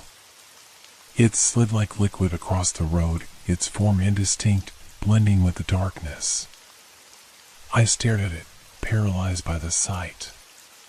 And then, just as quickly as it appeared, it was gone. Vanished into the night, like it had never existed. I wanted to scream. I wanted to beg for the car to stop, for the ride to end. But I couldn't speak. I was trapped in this nightmare, helpless and alone, with no way of knowing what was real and what wasn't. The driver didn't seem to notice. He didn't acknowledge my presence or my growing panic. He was a statue, an empty shell driving the car, carrying me toward what? The silence grew thicker, the shadows outside darker. The feeling of wrongness was overwhelming now, almost suffocating. I could feel it crawling under my skin, spreading through me like a disease. The dread, the terror, it was suffocating. And then, without warning, the car came to a screeching halt. The tires squealed as they gripped the road, and I was thrown forward, my seatbelt jerking me back. My head spun, and I gasped for air, my heart pounding in my chest. What? I started to say, but I couldn't finish the sentence. The driver still didn't move. He didn't even acknowledge that we had stopped. He just sat there, staring straight ahead with those empty, soulless eyes. I looked out the window, dreading what I might see. And then, I saw it. A figure standing in the middle of the road. Tall. Thin. Barely human. It was a silhouette, but it was unmistakable. It was waiting. For what? I couldn't say. But I knew, deep down, that whatever it wasn't going to be friendly. I froze. My heart skipped a beat as I stared at the figure standing motionless in the middle of the road. It was unnervingly tall, its form thin and stretched, as though it didn't belong to this world. The shadows seemed to cling to it, and the air around it felt heavier, thicker. The streetlights flickered, casting eerie, uneven glows that barely touched its features. It was like it was made of the darkness itself, a part of the night. I couldn't breathe. I couldn't look away. Every instinct screamed at me to run, to do something, anything, but I was paralyzed. I wasn't sure if it was fear or something else. Something that was pressing down on me from all sides, seizing my body and my mind, forcing me to stay still. The driver didn't move. His eyes, those empty, dark holes, never left the rearview mirror, never once acknowledging the creature standing in front of us. I wanted to shout at him, ask him what was happening, demand answers, but my voice caught in my throat. It was as if the air itself was thick with something, suffocating. The world around us had become a cold, silent void, with only the figure in front of us and the stillness of the car to fill it. I dared to glance at the driver once more. His expression, if it could even be called that, was unreadable, his face still a smooth, featureless mask. His hands gripped the wheel with unnatural precision, unmoving, stiff. "Please, stop," I whispered, but I didn't know whether I was speaking to him or to the thing outside. I reached for the door handle, my fingers trembling, and I considered bolting, getting out and running. But where could I go? The streets were empty, the world silent. There was nowhere to hide, nowhere to run. The figure didn't move. It simply stood there, waiting. For a moment, I thought I saw a flicker of movement, just a brief shift in the air, like a ripple through the darkness, but I wasn't sure. My mind was playing tricks on me. The fear was consuming me, making everything blur together. Then, without warning, the figure stepped forward. Its long, thin limbs stretched with unnatural grace, each movement deliberate and fluid, as if it was gliding across the road rather than walking. I could feel its presence growing stronger, its proximity closing in on us. I could almost hear its movements, though there was no sound. No footsteps. Just a whisper in the air, like the rustling of a breeze, but colder. So much colder. The taxi remained still, as though it had become a part of the night itself. I was trapped in this bubble of suffocating silence, unable to make a sound, unable to move. The figure stopped just beside the car. I could see it more clearly now, its thin, bony hands reaching out, hovering just inches from the window. The darkness that surrounded it seemed to deepen, as if it was drawing all light into itself. I could feel my heart pounding in my chest, too fast, too loud. I could hear it in my ears, drowning out everything else, but the figure's presence seemed to drown it out too. Everything inside me screamed to get out, to escape, but my body refused to cooperate. My legs were stiff, my hands frozen against the seat. I couldn't even bring myself to speak. The figure leaned closer, its face still hidden in the shadows. For a moment, I thought I saw something in its eyes. Or rather, something that should have been its eyes. There was a glimmer there, a reflection of something, but it wasn't human. It wasn't even alive. It was emptiness, nothingness. A void. It reached for the door, its long fingers brushing against the window. I couldn't move, couldn't breathe. My throat tightened, my mind raced, but I couldn't make sense of it. There was no way to understand what was happening. The terror had consumed me entirely. The driver finally spoke, his voice cold, almost mechanical. "Do not open the door." His words pierced the silence like a knife, but they held no warmth, no life. Just an order, an instruction. The voice of someone, or something, that wasn't quite human. I wanted to scream, to tell him to stop the car, to get us out of here, but my voice had betrayed me. The fear had stolen my ability to speak. My lips moved, but no sound came out. The figure outside didn't move, didn't respond. It just stood there, looming, waiting, its long fingers still hovering by the door. I could almost feel its presence pressing against the window, as though it were trying to force its way inside. The driver's grip tightened on the steering wheel, and for the first time, I noticed something strange in his posture, something rigid, unnatural. He wasn't just driving anymore. He was waiting. A slow, creeping realization settled over me. The driver wasn't trying to escape. He wasn't even trying to protect me. He was just a part of whatever this was. The figure outside shifted again, its body elongating unnaturally as it took a step closer. I thought I saw something flash in the shadows, something that shouldn't have been there. A movement too fast, too erratic. A glimpse of something that wasn't human, something that was beyond comprehension. And then, in the silence that followed, I realized it wasn't the driver that I should have been afraid of. The figure was reaching toward the window again. This time, I didn't hesitate. I wasn't sure why, but instinct took over. I pushed open the door with all the strength I could muster, desperate to escape, to get away. But when the door swung open, there was nothing but darkness. The streets were gone. The car was gone. The figure, the driver, the nightmare. I was alone, standing in the middle of a vast, empty void, with no idea where I was or how I had gotten here. The door slammed shut behind me. The air was still. Cold. Too cold. And then, from the distance, I heard a voice. It wasn't human. It wasn't even a voice. It was a whisper.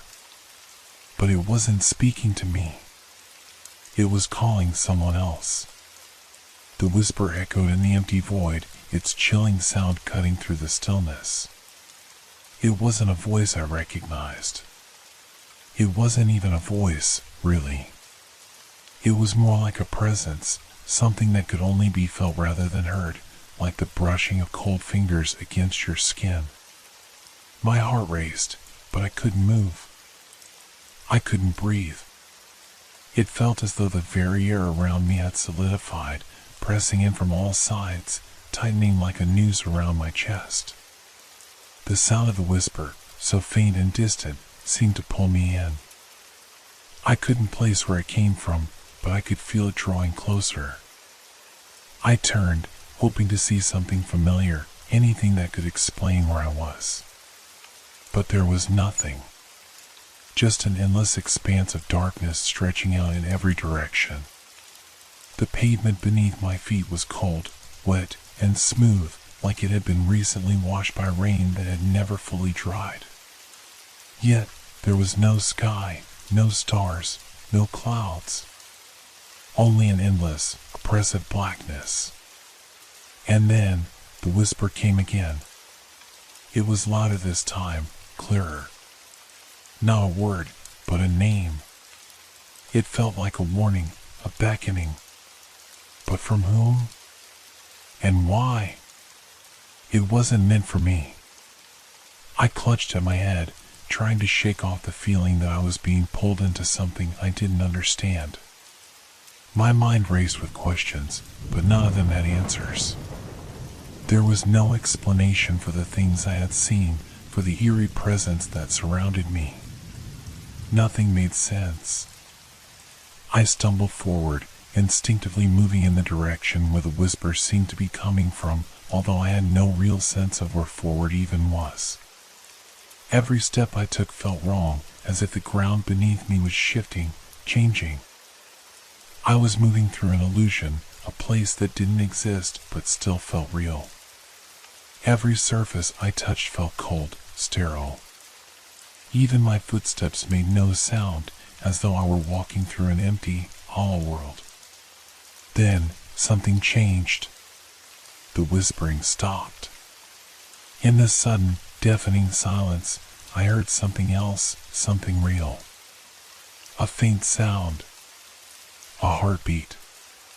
It wasn't my own.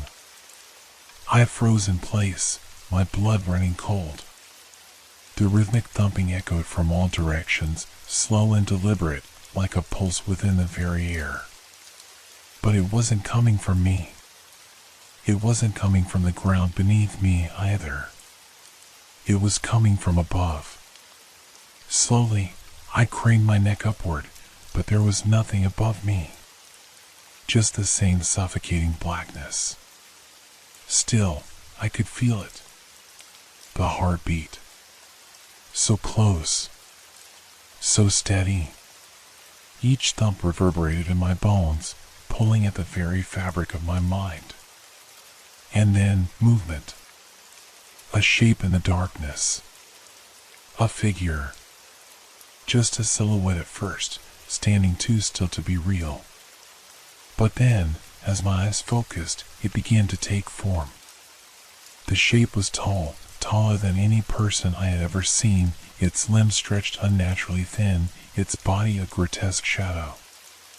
Its face was smooth, featureless, its eyes two hollow sockets that seemed to absorb all light. The heartbeat grew louder, its rhythm syncopating with the slow, deliberate steps of the figure. Each movement made the darkness feel denser, heavier, as though the figure itself was pulling the light out of the air around it. It was moving toward me, slowly, with no urgency, but the air around me grew thicker with each passing second, as if the distance between us was collapsing. Every step it took was a whisper in the void, and every step I took away from it felt futile. I had no escape. There was no way out. I wanted to scream, but my throat closed, strangled by the oppressive silence. I wanted to run, but my legs felt heavy, like they were sinking into the ground. I was paralyzed, rooted in place by the sheer terror of the thing before me. The figure continued to advance, its long fingers outstretched toward me. As it drew closer, its presence became more suffocating, more overwhelming. It wasn't human. It wasn't anything I could understand. And yet, it felt familiar. A fleeting memory stirred in the back of my mind, something I couldn't quite grasp. I had seen this thing before. I had heard it before. The heartbeat. The whisper. It was calling to me. The figure stopped just in front of me, its hollow gaze locking with mine. I could feel it now, the weight of its attention, pressing down on me like a crushing force. It leaned in, so close I could feel the coldness radiating from its form, and whispered something in my ear. It wasn't words. It was a sound, a frequency, a vibration that reverberated through my body and into my very soul. The message wasn't something I could understand with my mind, but it was something I could feel deep inside me. I was wrong. I was in the wrong place. And I had been calling it. The realization hit me like a punch to the gut. The figure wasn't just standing before me. It was waiting. Waiting for me to understand, waiting for me to comprehend my role in all of this. But before I could react, before I could even process what was happening, it moved again, this time with lightning speed. It was no longer just a figure. It was a force, a presence so powerful that the air around me shattered like glass. My body was jerked forward, a shock of coldness running through me as if I were being pulled into the very darkness itself. In that instant, I understood. I wasn't just lost. I wasn't just in the wrong place. I had crossed a threshold, a point of no return. And now, it was too late. I felt myself being pulled, dragged, as though gravity itself had turned against me. My body moved against my will, lurching forward toward the figure, toward the presence that felt like it had always been waiting for me. The darkness around me thickened, squeezing the air out of my lungs until every breath was a struggle. My mind screamed, but my mouth didn't move. The silent scream echoed in my head, thrumming with panic, but there was no escape. No sound. No action. Just the cold, unyielding pull of the figure's presence. The world around me began to blur, shapes and shadows swirling like a storm of confusion. My feet slid, unable to find solid ground, and the more I struggled, the more it felt like I was sinking into something deeper. My body trembled with a force I couldn't control, and yet I couldn't seem to move or think clearly enough to break free. And then, the heartbeat stopped. For a moment, I thought I was safe. The silence felt strange, unnerving even, but I couldn't help but breathe a sigh of relief. The figure was still before me, its face still blank and featureless, but it no longer moved. Its presence seemed to recede slightly, and I was left floating in the void of nothingness. but it wasn't gone. I could still feel it, like the lingering pressure of something too heavy to bear. The sensation grew stronger as the seconds passed, and I realized this wasn't over. It had only begun. A cold voice, familiar and distant, whispered in the void once more. "You shouldn't have called me." My heart stopped. The words pierced through me like ice, cutting through the numbness and filling me with an overwhelming dread. My mind raced, scrambling to make sense of the situation, to remember how I had ended up here. I had called a taxi. That was all. A simple, mundane decision made out of exhaustion. But I hadn't just called a car. I had called it. The darkness around me shifted again, this time not with the heavy presence of the figure, but with the sensation of something else, something that didn't belong here, but was already a part of this place. The air became thicker, almost liquid. The blackness seemed to pulse, vibrating with an energy that felt wrong, unnatural. My skin tingled as if I were being submerged in something that wasn't just dark, it was alive. The walls of this place were closing in, and I was running out of time. The figure before me moved again, its shape bending and twisting as it seemed to lose all semblance of human form. Its limbs stretched unnaturally long, its body elongating until it was no longer a silhouette, but something monstrous, something that I couldn't possibly describe. Its hollow eyes glowed with a faint, sickly light, and I could feel them, those eyes, piercing into my very soul. In a voice that wasn't just heard, but felt deep inside me, it spoke again, but this time it wasn't words. It was more like a flood of images, sensations, emotions crashing into my mind at once. Flashes of my own face, distorted and twisted, as if I were looking at a reflection in a cracked mirror. Visions of places I had never been, faces I had never seen, but all connected to me. To this. "You wanted a ride, didn't you?" The words were like a caress, a mocking, cruel whisper that resonated in every part of me. I couldn't understand it. I couldn't make sense of what was happening, of what it was, of what I had done. All I knew was that I had made a terrible mistake, one that could not be undone. And now, there was no escape.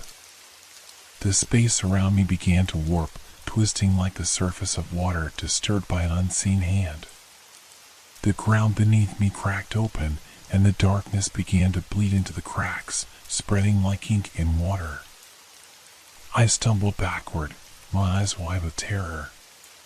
But there was nowhere to go. No direction to run. The very air seemed to stretch and compress, distorting reality itself. The figure's voice boomed, low and guttural, as if it were speaking through the very fabric of the universe itself. "You called for me. And now, you belong to me." I didn't know if I screamed, if I begged, or if I simply stood there frozen. I couldn't tell. All I knew was that my mind was unraveling, being torn apart by forces I couldn't understand.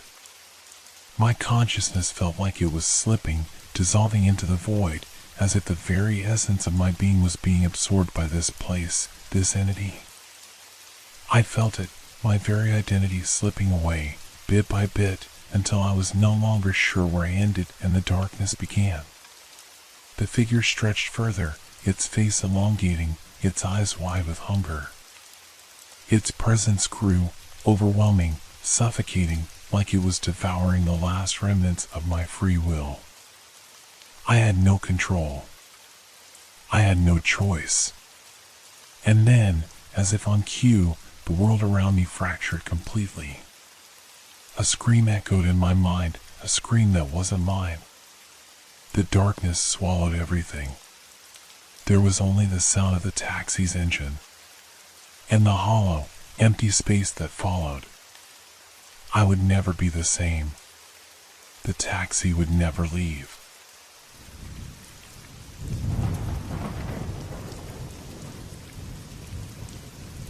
It was supposed to be a fresh start for our family. We had moved into a quiet, old house on the outskirts of town. The house had a charm about it, high ceilings, creaky floors, and a dark basement that we hadn't yet dared to explore. The kind of house that felt stuck in time. I had heard the stories from neighbors, whispers of strange events that had happened here before, but I didn't take them seriously. Everyone has their own version of the truth, right? At first, it seemed perfect. The air was fresh, the rooms were spacious, and there was a sense of calm in the surroundings. The first few days were uneventful. We spent our time unpacking, adjusting to the new environment, and exploring the neighborhood. But something about the house felt off. Maybe it was the silence, the kind of silence that fills a space to the point of discomfort. Maybe it was the way the house seemed to creak when there was no one else around. I remember the first night clearly. We had settled in after dinner. The house felt cold, but we had the heating on. My wife, Clara, was in the kitchen finishing up the dishes, and I was reading in the living room. Our 2 children, Ellie and Sam, had already gone to bed upstairs. The house was still. Then I heard it. A soft sound, almost like a whisper, coming from below. I tried to ignore it at first, thinking it was just the house settling. But it came again, this time clearer. It was a melody, distinct, but faint, like someone was playing a distant piano. My heart skipped a beat. I stood up, puzzled. I had checked the basement earlier, and it was locked. No one could be down there. Clara. I called out, but she didn't hear me. The music continued, growing ever so slightly louder, yet still distant, as if it was coming from far away, or even another time. My mind raced. Could it be an old radio or record player left behind by the previous owners? But we hadn't found anything like that when we moved in. I stepped cautiously toward the basement door. My hand hovered over the handle, but I couldn't bring myself to open it. The music, it was so soft, yet so persistent. Almost like it was calling me. I stood frozen, my pulse quickening, unable to shake the feeling that something wasn't right. The house was too quiet. Too empty. And the music was becoming louder. I glanced over my shoulder to see Clara standing in the doorway of the kitchen. She looked at me, her face pale. "Do you hear that?" she asked, her voice barely above a whisper. I nodded, feeling a chill crawl up my spine. "Is it coming from the basement?" she asked, her voice trembling. I didn't answer immediately. How could I? The words seemed impossible to say out loud. The music, something about it felt wrong. But Clara had already started walking toward the basement door. "Don't," I called after her, my voice unsteady. "It's probably nothing. Just an old house making noises." But Clara wasn't listening. She reached for the door handle and pulled it open. The music instantly grew louder, more distinct, as if it was waiting for her to do that. A cold draft rushed up from the basement, and I felt the hairs on the back of my neck stand on end. "Clara, stop!" I shouted. But she stepped down into the darkness, disappearing from sight. I stood frozen for a moment, my heart hammering in my chest. What was happening? Why couldn't I move? It was as if the house had a hold on me, keeping me there in place, paralyzed by fear. I forced myself to take a step forward, my mind racing, my breath shallow. The music was louder now, clearer, almost like it was being played right in front of me. I called out again. "Clara." There was no answer. I stepped into the basement, my footsteps slow and cautious. The air down here was colder than I expected, and the dim light from the hallway cast long shadows on the walls. The music was everywhere now, wrapping itself around me like a cold, invisible hand. It was haunting, beautiful, and chilling all at once. And then, I saw her. Clara was standing by the far wall of the basement, her back to me, her head tilted slightly to the side as if listening to something. The music was clearer now, as if she were the one playing it. "Clara," I called, my voice shaking. She didn't respond. Instead, her fingers twitched ever so slightly, like she was playing an invisible instrument.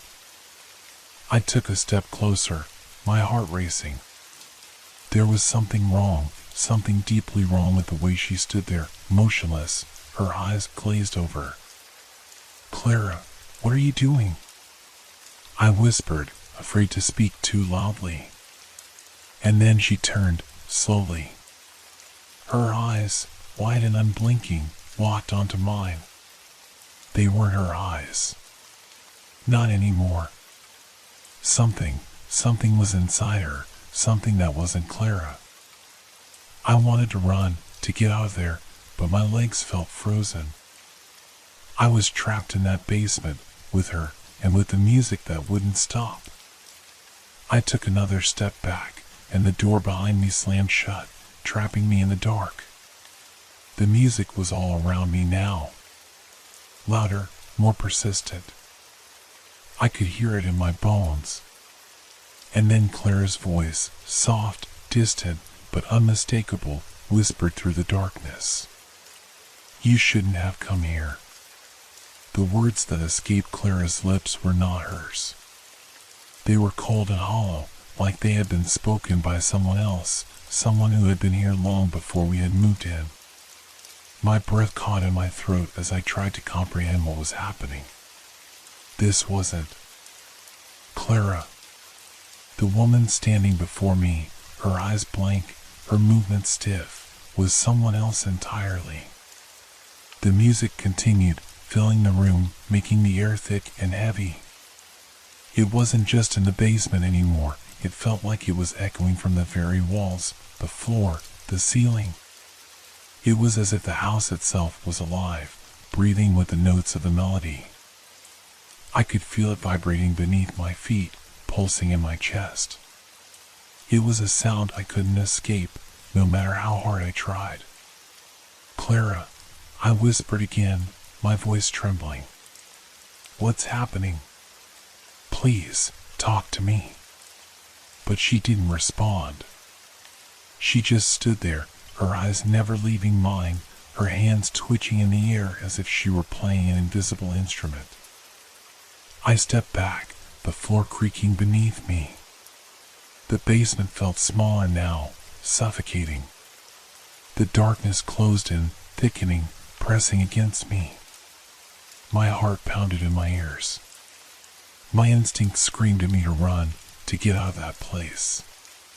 But I couldn't move. I couldn't leave her.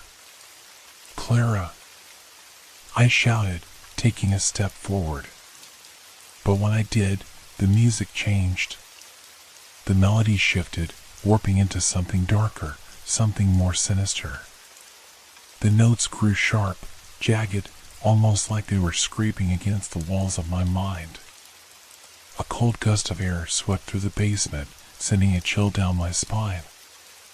I glanced around, searching for an escape, but there was nowhere to go. The door had slammed shut behind me, and the windows, small and high, offered no relief. Suddenly, the music stopped. For a moment, the world was silent, too silent. My heart raced. The only sound in my head was the rapid beating in my chest. My eyes were locked on Clara. And that's when I saw it. The shadow. It started small, like a flicker at the edge of my vision, but then it grew, stretching across the basement wall. It was moving, sliding, as if something was crawling out of the dark. It wasn't human. It wasn't even animal. It was something else, something not meant to be seen. My breath caught in my throat. I turned back to Clara, but her expression hadn't changed. She was still staring at me, her face frozen, as if she wasn't in control of her own body. Then the shadow moved again. It wasn't a shadow anymore, it was a figure. Tall, thin, and twisted, its form barely visible in the dim light, but its presence overwhelming. The music, now completely silent, had been replaced by a low, humming sound, as if the figure was vibrating in sync with the house itself. I couldn't look away. I couldn't move. It stepped forward, gliding across the floor like it was part of the darkness. And then, just as it was about to reach Clara, I heard it, the faintest whisper, as if the air itself was speaking. "Leave," it hissed. I recoiled, stepping back as if I had been burned. I tried to shout, to move, to do something, but I was paralyzed. The figure was close now, right next to Clara, and it was reaching for her. "Leave now, or you will never escape," it whispered again, its voice low and guttural. The words didn't feel like they were coming from a person, they felt like they were coming from the house itself. Suddenly, Clara's head snapped to the side. Her eyes went wide. Her mouth opened, but no sound came out. She raised her hand, trembling, as if trying to reach for something just beyond her grasp. I watched, helpless, as her fingers twitched toward the dark figure. The shadow's hand reached out to me, hers. "Clara!" I screamed, rushing forward, but the moment I took a step, the figure vanished. In an instant, it was gone, leaving nothing but an oppressive, suffocating silence in its wake. Clara dropped to her knees, her hands shaking violently as she clutched at the floor, her face pale and drenched in sweat. She gasped for air as if she had been underwater, struggling to breathe. I knelt beside her, my hands trembling as I tried to hold her, to steady her. "Clara, are you okay?" I whispered, my voice breaking. She didn't respond at first, her eyes darting around the room as if she was searching for something or someone. Her body was shaking uncontrollably, her breath coming in short, erratic gasps. "Clara," I repeated, gently shaking her. Finally, she looked at me, her eyes wide with terror. Her voice was barely a whisper when she spoke. "It's real. It's all real. The music, the shadow, the presence in the house, the warning, they were real." "What do you mean?" I asked, my voice trembling. I couldn't understand. I needed to understand. She paused, her eyes flicking toward the door, toward the stairs. I heard it. I heard it all. It was calling me. And now it knows we're here. She closed her eyes tightly, as if trying to block out something terrible. It won't let us leave. It won't let us go. I could feel it then, the weight of the air, the sense of watching, of something looming just beyond sight, waiting. The house wasn't just a house. It was alive. And it was hungry. And now, it was coming for us. I stood, pulling Clara to her feet. We had to leave. But as we turned to head toward the door, the music started again. This time, it was no longer a faint whisper, it was loud, clear, and insistent. And it was coming from the stairs. The music, it had changed again. No longer soft or distant, it was now unmistakably loud, sharp, and almost maddening. It throbbed in the air around us, vibrating the walls, echoing through every corner of the house. It was coming from upstairs, from the second floor, just beyond the narrow staircase that led up from the basement. I turned to Clara, her face still pale, her eyes wide with fear. She was gripping my arm, her nails digging into my skin. "We have to get out of here," I said, my voice shaking with urgency. "Now." She nodded, her mouth trembling as she tried to speak, but no words came. The music grew louder with every passing second, filling the basement, flooding the space with its eerie, haunting rhythm. It felt as if the house itself were pulsing to the beat, as if it were alive, aware of our every movement. "Clara, listen to me," I said, my voice frantic now. "We can't stay here. Whatever that is, whatever's causing this, it wants us. We need to leave before it's too late." But even as I spoke, I knew it might already be too late. The house was trapping us. The music was calling us up those stairs, pulling us toward the source of its power. Every instinct screamed for me to turn and run, to break free from the hold the house had on us. But someone, was holding me there, keeping me rooted to the spot. Clara, her face contorted in horror, finally broke the silence. "We can't leave, can we? It's too late." I wanted to tell her she was wrong, to reassure her that we could make it out of here, that we could escape. But deep down, I knew she was right. The house had already taken its claim on us. The music, now impossibly loud, reached a crescendo that made my ears ache. It was as if the very walls were vibrating with the force of it. And then, just as I thought my sanity might break under the pressure, there was a sound, a soft scraping, followed by a slow, deliberate thud. The footsteps. Heavy. Slow. Steady. Something was coming down the stairs. I froze, my breath catching in my throat. Clara looked at me, her eyes wide with terror. We both knew what it meant. There was no escaping it now. The presence we had felt in the basement, the shadow we had seen, it was coming for us. The footsteps grew louder, closer. Each thud seemed to shake the very foundation of the house. The air felt thick, suffocating. I could barely breathe. My hands trembled as I reached for Clara, pulling her close. She was shivering, her eyes darting around the basement as if searching for some way out. "Stay close to me," I whispered, my voice hoarse. "Don't move." But the footsteps didn't stop. They were almost at the bottom of the stairs. The music had become a deafening roar now, surrounding us on all sides. It was no longer a melody, but a cacophony of discordant notes, as if it were being played by 1,000 hands all at once. And then, through the shadows, it appeared. It was not human. It was tall, impossibly tall, its form contorted in ways that shouldn't have been possible. Its face, if it could be called a face, was a blur of shadows, with hollow eyes that seemed to suck in the very light around it.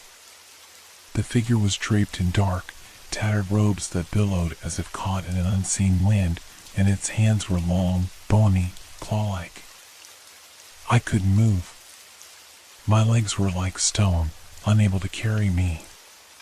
Clara stood motionless beside me, her breath ragged, her eyes locked on the thing in front of us.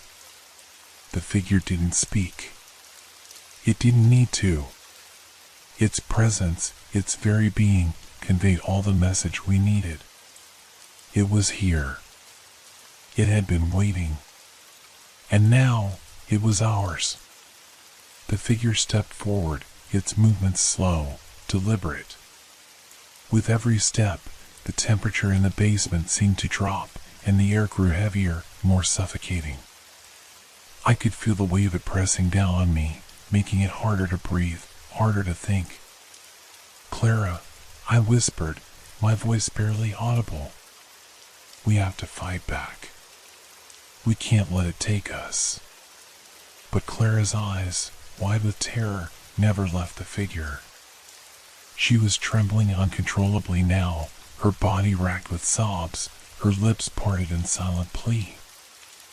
I can't, she whispered. It's too late. The figure raised one of its clawed hands, pointing directly at me. A feeling of dread washed over me, cold and suffocating, as if my very soul was being drawn into its gaze.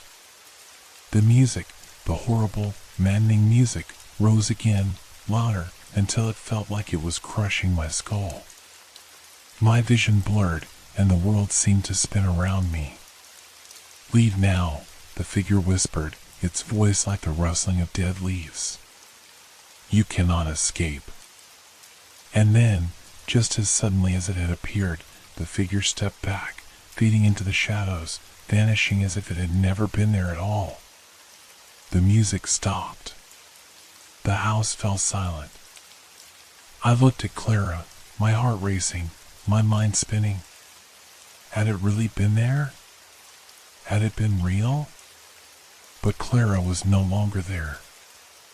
I turned around, my breath coming in short gasps. Clara, she was gone. The basement was empty now, save for the cold, still air. The music had vanished, the shadows had disappeared, and all that was left was the oppressive silence. I didn't understand. Where had she gone? What had happened? And then I heard it. A faint whisper, like a voice just beyond hearing, coming from above. From the second floor. Come upstairs. It was Clara's voice. Or at least, it sounded like her. My heart raced in my chest as I turned toward the stairs. Something was waiting for me up there. But I had no choice. I had to go. I had to move. My body, still trembling from the terrifying encounter in the basement, now felt like it was made of stone. Every part of me screamed to run, to escape, to never look back. But Clara's voice, that faint whisper, calling me from above, tore at my resolve. It wasn't her. Not completely. But I couldn't leave her, not yet. I took one cautious step toward the stairs, my heart pounding in my chest. The house was silent now, eerily so, as if it were holding its breath, waiting for me to make the next move. The air was thick with tension. The steps creaked beneath my feet, each sound seeming impossibly loud in the stillness. With every footfall, the weight of the house seemed to press harder, as if it were trying to pull me back into its darkness. I reached the bottom of the stairs. The upper floor was shrouded in shadow, the faintest hint of moonlight filtering through the windows. The second floor was supposed to be empty, just bedrooms and the attic. But now, the house felt like it was filled with something else, something I couldn't see, but felt pressing in from all sides. The whispering began again, soft, like the wind, but unmistakable. Come upstairs. I felt a cold shiver run down my spine. There was something wrong. The tone of her voice, it wasn't her. It was distorted, like something was speaking through her, pulling her strings. Yet it still sounded so much like her, my wife, the mother of my children. How could I ignore it? Clara. I called out, my voice shaking in the silence. Clara, where are you? Please, answer me. But there was no reply. Only the whisper, more insistent now. I hesitated at the foot of the stairs, my fingers gripping the railing tightly. Part of me wanted to turn and run, to break free from whatever this house was, whatever it had become. But I knew deep down I couldn't. I had to find Clara. The stairs stretched before me, disappearing into the darkness above. Every step I took toward the second floor felt heavier than the last, like I was walking through molasses. The air grew colder with every movement, the oppressive silence growing thicker. I could still feel the weight of something unseen, hovering just out of reach, watching me. Halfway up, I stopped. A sound. A soft scrape, like a nail dragging across wood. I froze, my heart stopping for a moment. The sound came again, louder this time, from the top of the stairs. And then, a low groan, as if the house itself was stretching, its very walls creaking in protest. I could see nothing in the dark. Only the dim light from the hallway below, casting long shadows across the steps. And then I saw it. A figure. Not Clara, but something else. Tall, thin, moving with unnatural grace, gliding across the upper landing. It was like a shadow, but solid, its edges flickering in and out of existence, like a flame struggling against the wind. It was familiar in some way, too familiar. The same oppressive feeling, the same energy that had surrounded the shadow in the basement. The figure paused, turning slowly toward me. I couldn't move. My legs were like stone again, heavy, frozen in place. I could see its face now, or what passed for a face. It was obscured by darkness, its features shifting, undulating as if it couldn't decide what form to take. Eyes, two glowing orbs, lifeless and cold, stared back at me. But there was something more. Behind the creature's eyes, I saw something else. A reflection. A face. Clara's face. The realization hit me like a punch to the stomach. This wasn't just something haunting the house. It was her. Or, at least, it had been. It had taken her, twisted her into something else, something unrecognizable. Clara? I whispered, barely able to speak. The figure's head tilted, and I could hear a low chuckle, a sound like gravel scraping against stone. It was familiar, too familiar. A voice, Clara's voice, but distorted, like it had been stretched and warped through a filter. You shouldn't have come, it whispered. You should have stayed away. The voice was cold, distant, as if it had been swallowed by the house itself.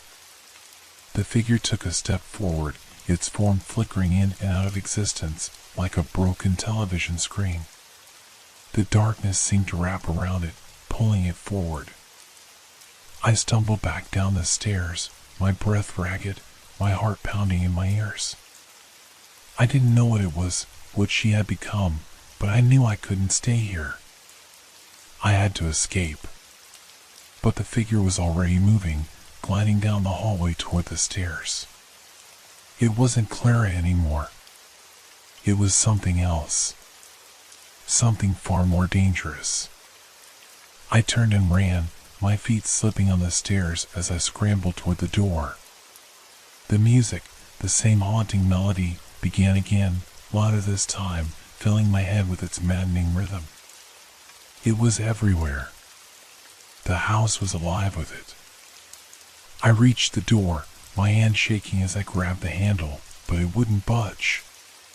It was stuck, locked from the inside. No. No. I tugged harder, panic flooding my chest. Behind me, I could hear the sound of footsteps, slow and deliberate, growing louder. The shadow, the figure, was coming for me. My mind raced. What had happened to Clara? What was that thing? What was this place? I turned, my eyes scanning the room, looking for any way out. And then, in the far corner of the basement, I saw it. A small window, just large enough for me to fit through. Without thinking, I ran toward it, my hand shaking as I pushed open the wooden frame. The air outside was cold, but it was freedom. The music followed me, growing louder as I crawled through the window. But when I reached the outside world, I didn't look back. I didn't dare to. The house was silent again, but I knew deep in my bones that it was waiting for me to return. I didn't go back. I couldn't. I ran, my heart racing, my legs moving on their own, away from the house. The silence of the night felt wrong. The usual sounds of crickets, the soft rustling of leaves, none of that. The world around me was still, holding its breath. I found myself at the edge of the property, my eyes wide and frantic, staring back at the house. The shadows had swallowed it whole, leaving no trace of the eerie light that had once flickered from its windows. And yet, something told me it wasn't over. I looked down at my hands, trembling, covered in dirt and sweat. My mind raced. Was Clara still inside? What had happened to her? The music, the shadow, everything felt like a nightmare, but it wasn't. It was real. Too real. I should have stayed with her. I shouldn't have run. But as the house loomed behind me, I couldn't shake the feeling that it was watching me. The walls seemed to breathe, the windows staring out like vacant eyes. I turned away, but the pull, the desire to return, was stronger than I could fight. I had left, yes, but it hadn't let me go. I knew, deep in my gut, that the house was waiting for me. But even worse, the thing that had taken Clara, it was still there. It had followed me, disguised itself as her, but I had seen it for what it was.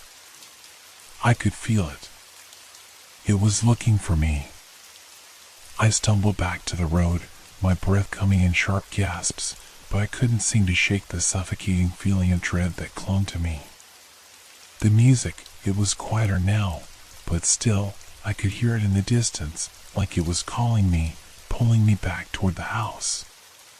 The sound was unmistakable now. It wasn't just music. It was something darker, deeper, like it was embedded in the very fabric of the house. I turned.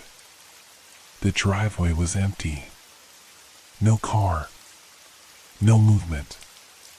Only the creeping fog that had started to gather around the edges of the property.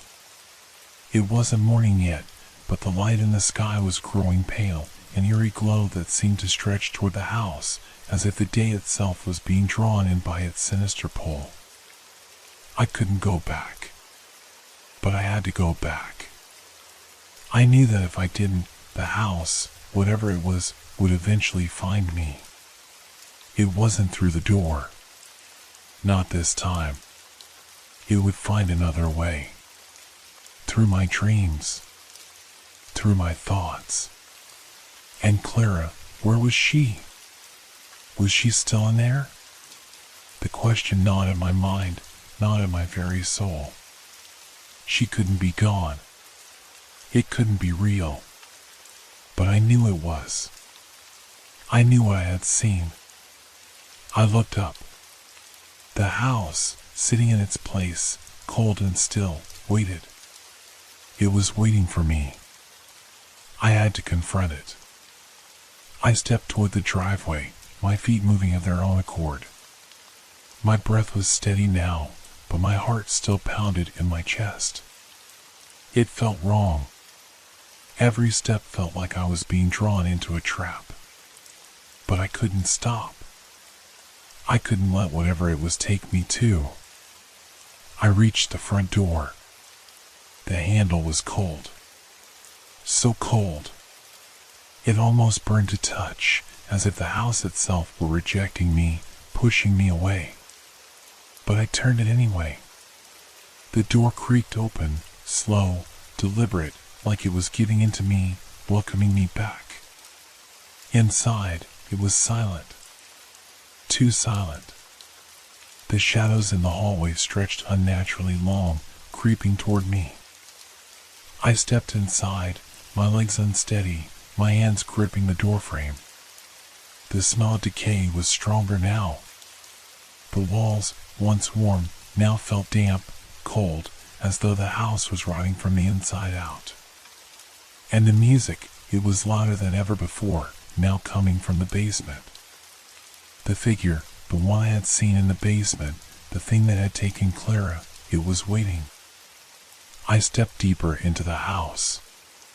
Each floorboard creaked under my weight, each movement reverberating like an echo in the empty space. The house felt hollow, as though it were nothing more than a shell, and whatever was inside was alive. The stairs to the basement seemed to beckon me. I hesitated, but the whisper started again. It was faint at first, almost like the wind, but unmistakable. "Come to me." I shuddered, but my feet moved of their own accord. I didn't have a choice anymore. The basement door was open, just slightly, like it had been waiting for me to return. The music, if you could even call it that, was louder now, almost deafening, vibrating through the very walls, shaking the house to its core. I stepped down the stairs. The air grew heavier with each step. And then, I saw it. The figure, standing at the far end of the basement, its glowing eyes fixed on me. But it wasn't alone. Clara was there. Or what was left of her. She was standing in front of the figure, her eyes wide, lifeless, staring at me. Her mouth moved, but no sound came out. "Clara?" I whispered, my voice breaking. "Clara, please, say something." But it wasn't her. It couldn't be. The figure moved forward, its dark, hollow eyes never leaving me. It wasn't Clara. It wasn't anything human. It was something else. And then, the music stopped. Everything went silent. The figure raised a hand, and I felt it, a pressure, like the house was closing in on me, like it was squeezing the air from my lungs. "You shouldn't have come back," it whispered. And in that moment, I understood. I had never really left. The house never lets you go.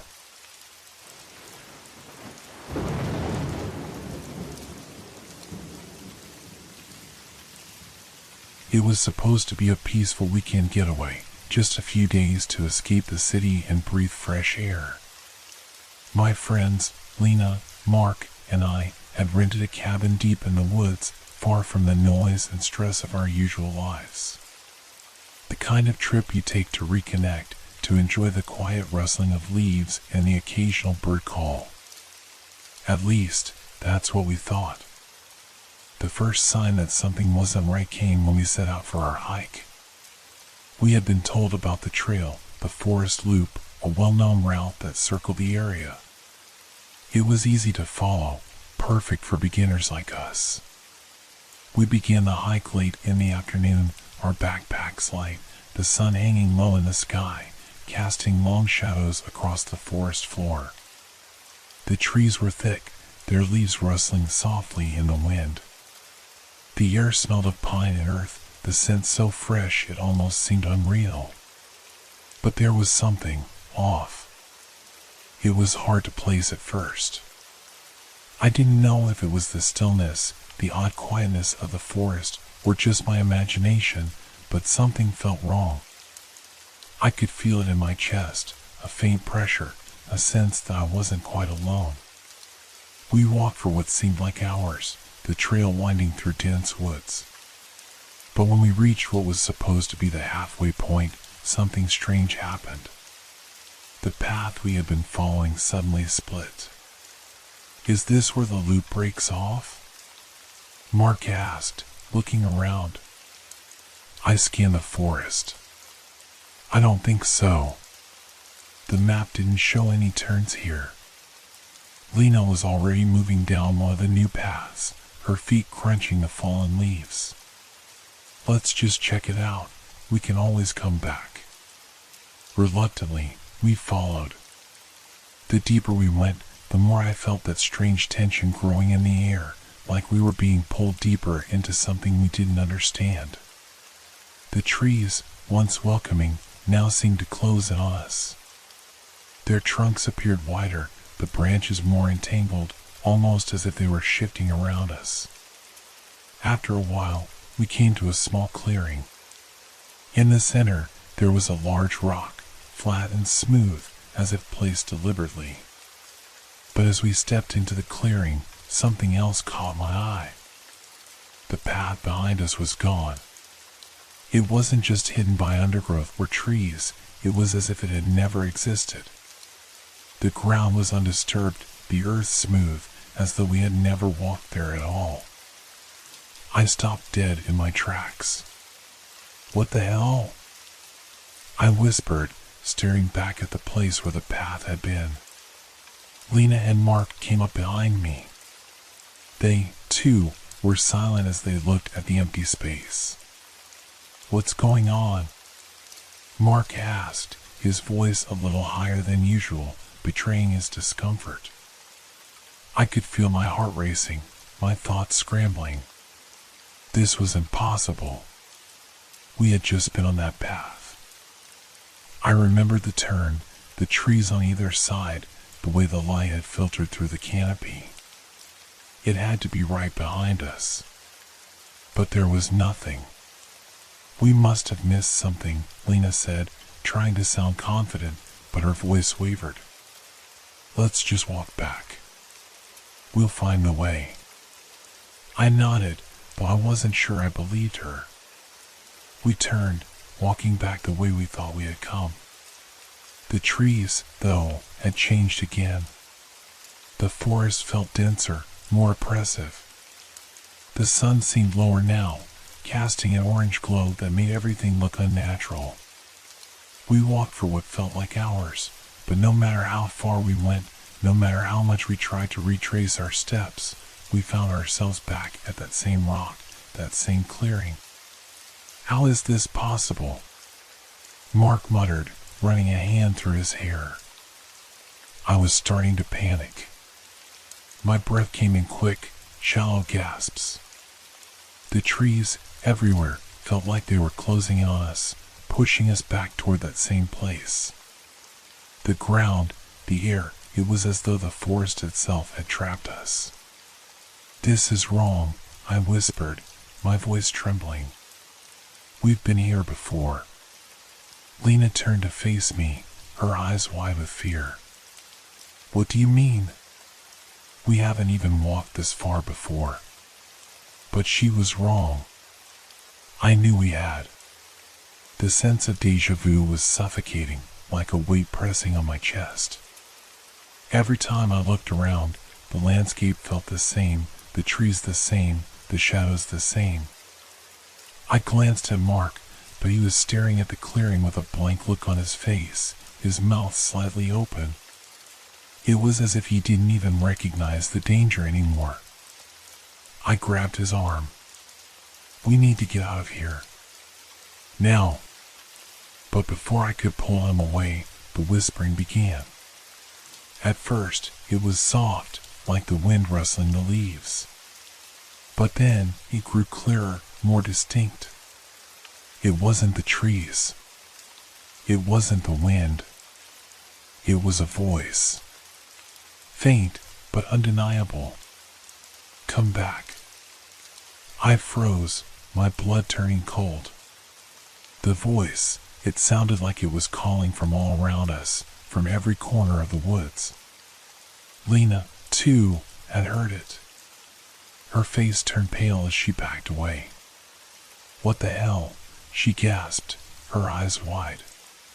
The ground beneath us trembled, and the trees groaned, their branches twisting and reaching out like fingers. The forest wasn't just alive, it was aware. We weren't just lost. We were trapped.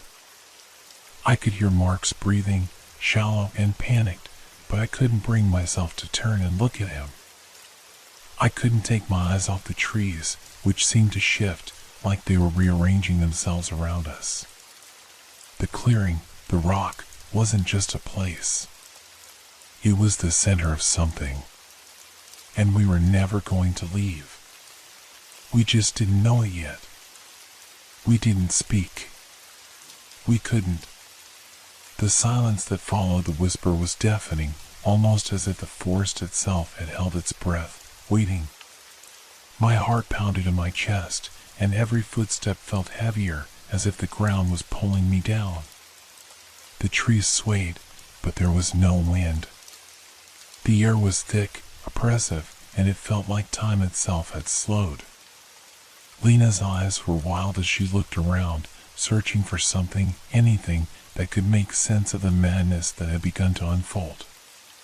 Mark, on the other hand, was frozen, staring ahead, his mouth open, as though he was trying to catch his breath, but couldn't. I wanted to speak, to say something, anything, to reassure them, but the words wouldn't come. There was nothing to say. Nothing could explain what was happening. "Where's the trail?" I whispered, my voice barely above a breath. Lena turned toward me, her face pale. "It's not here. It wasn't here when we got back." I nodded, but the confusion in her voice only deepened my sense of dread. I looked around again, trying to spot the path we had been following. But everything was the same trees, the same clearing, the same rock. Nothing changed. Not a single thing was different. I felt like I was losing my mind. We had been here before. I was sure of it. I could see the same shadows creeping along the forest floor, feel the same dampness in the air. But how? How was this possible? The path had vanished. The forest had swallowed it whole. "Come on," I finally managed to say, though my voice cracked. "We need to keep moving." I didn't know where we were going, but the idea of staying in that spot, with the voice lingering in the back of my mind, was unbearable. It was as though the forest itself was waiting for something, waiting for us to make a mistake. But the longer we stood still, the more I could feel it closing in. Lena and Mark followed me, but the sense of unease didn't lessen. Each step seemed to lead us deeper into the forest, but the path, if you could even call it that, never changed. No matter which direction we took, no matter how much we tried to veer off course, we always found ourselves back at the same clearing, staring at the same rock. I turned to Mark, my voice almost a whisper. "This doesn't make sense." Mark didn't respond. He couldn't. His eyes were wide, unfocused. He was too lost in whatever this was to even hear me. I looked at Lena. "Lena, we need to think. We need to leave." But she didn't answer. She was staring at something in the distance, her gaze fixed on something invisible, yet undeniable. I followed her line of sight, but there was nothing there. Nothing I could see. "Do you see it?" Lena's voice trembled. "See what?" I asked, stepping closer to her.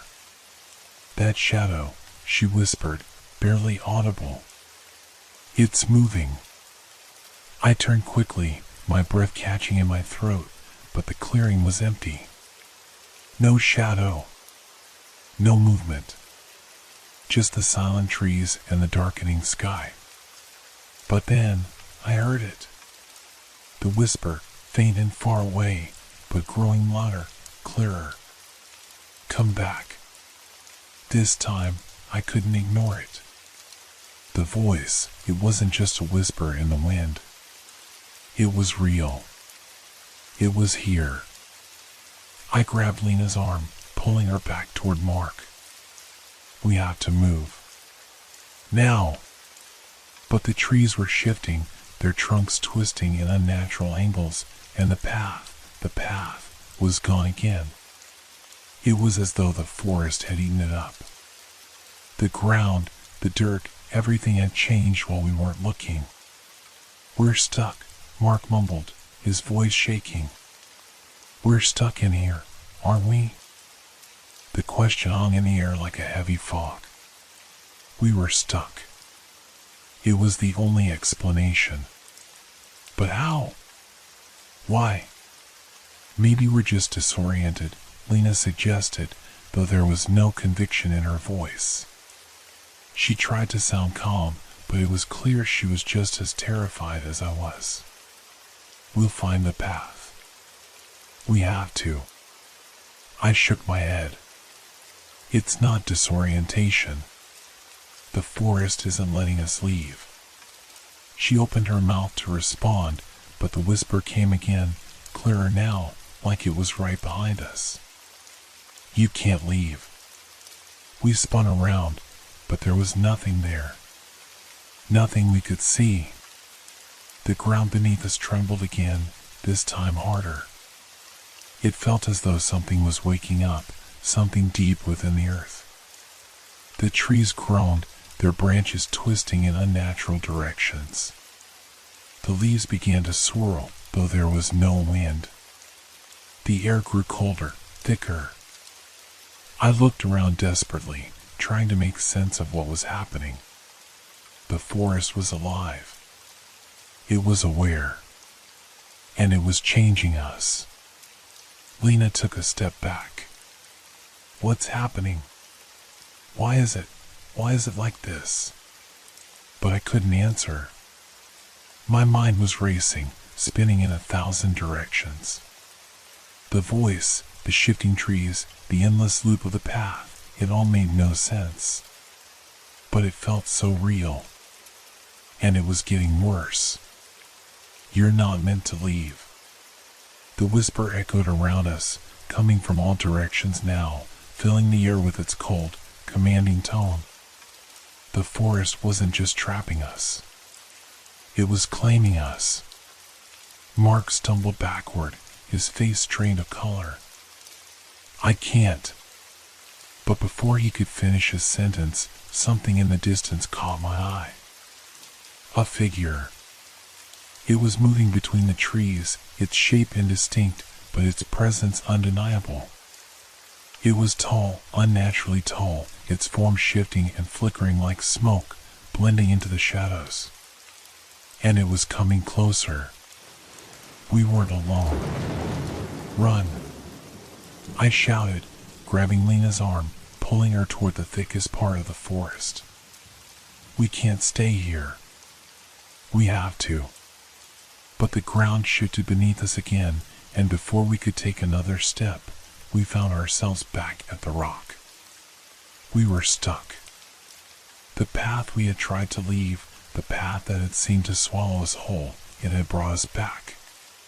The forest had reset itself, repeating the same steps over and over again, as though time itself was looping, trapping us in this nightmare. I realized then, this wasn't an accident.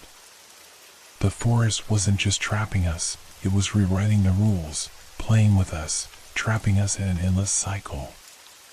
We were no longer just lost in the woods. We were prisoners. And the worst part? The worst part was that we hadn't even seen the worst of it yet. I could feel the panic rising, choking me. The voice was still echoing in my ears, soft and insistent, like a constant hum beneath the surface of my thoughts. It had started as a whisper, a fleeting suggestion that we couldn't leave. But now, it felt like it was sinking into my bones, the words dripping into my mind like poison. "You can't leave." We were trapped. There was no doubt about it. But even though the path had returned to the same clearing, the same rock, I knew we hadn't simply lost our way. We weren't disoriented. We weren't lost. This was something else. I felt the weight of it pressing on my chest, a dark force that I couldn't see but could feel in every cell of my body. The trees, their twisted branches, seemed to stretch out toward us, their roots clawing at the earth like hands trying to pull us under. The air, thick and suffocating, tasted of dirt and decay. Lena's breath was shallow, and I could see her hand shaking as she reached for me. Mark was still standing frozen, his eyes wide with terror, his face a blank mask. "We're stuck," he whispered, his voice hoarse. "We're stuck in here forever." His words hung in the air, heavy and suffocating, like a sentence we couldn't escape. I wanted to tell him it wasn't true, that there had to be a way out. But deep down, I knew. We had walked this path too many times. We had tried to leave, but the forest would not let us. It had drawn us into its grip, and now it was tightening. We weren't lost. We were stuck in a loop. I wanted to scream, to throw myself onto the ground and pound my fists into the earth. I wanted to shout at the trees, at the voice that kept whispering in my head.